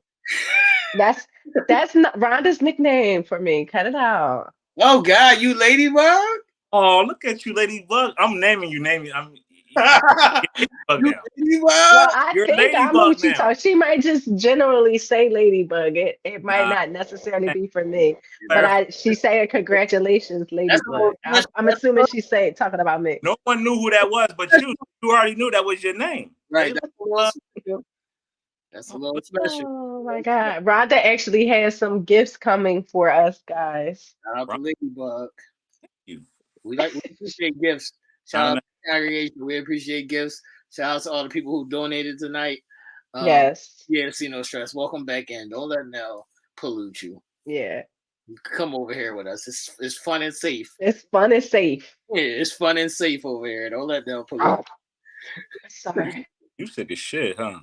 Okay. Yes, this is the best day right here. And this is the best I felt in 4 or 5 days. You went to work with that? Yep, I had my head. Well, no. So Thursday I did. Okay. But Lady B, yeah, you can still have a wet spot if you're doing a doggy style. Yeah, absolutely. You can. Facts. So I wouldn't say that. Oh yeah, it would be Information. dripping down your legs. Thanks. Or the nigga could just pull out and then nut your butt and then that shit fall on the bed. Off, yeah. Right. So yeah, that's possible. So, it is what it is, man. I ain't afraid of no wet spot. That's all I'm gonna say. I ain't afraid of no wet spots. Make them regularly. Oh, this is what I wanted to say before we got out of here. Lady B said we need to have more extra late night content. How much more X-rated do you want us to get, Lady B? I mean, but this my thing too. Like some of the X-rated shit, like don't nobody be really with the shit. It be so limited. It be so limited because don't nobody really be into the shit. The shit. Like yeah, we could talk about fucking all day. Right, that's why I said earlier, I don't want to talk about it because y'all ain't about it. You ain't even had sex in 10 years. What are we talking about?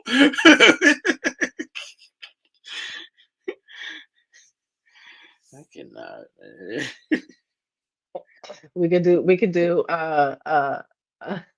We'll do exclusive content. We'll do eat, a content joint. I got exclusive content that'll shake the building. after dark. So we'll do an exclusive content, man. Anybody in the market for a car, come holler at me. I'm selling them. God damn, the whole family nasty, Nene. I can't. Shout out to the sport, man. I'm not bad at it, man. Thanks. Yeah, I'm not mad at it, man. Leash. You said more late night content. I don't know what that means, so you the They want best. the freak shit. They want the freak talk. How They do they want the real nasty shit. freaky? Huh? It just says smelling your person ain't a thing.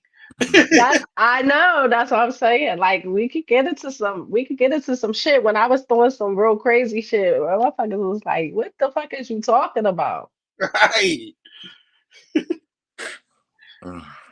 Come on, I now. don't know. No running already. You just look at him. Now inching. He like, what the fuck is about to happen? Yeah. I'm about to join the other podcast. Yeah. And I'm gonna punch you right in your fucking mouth. Damn.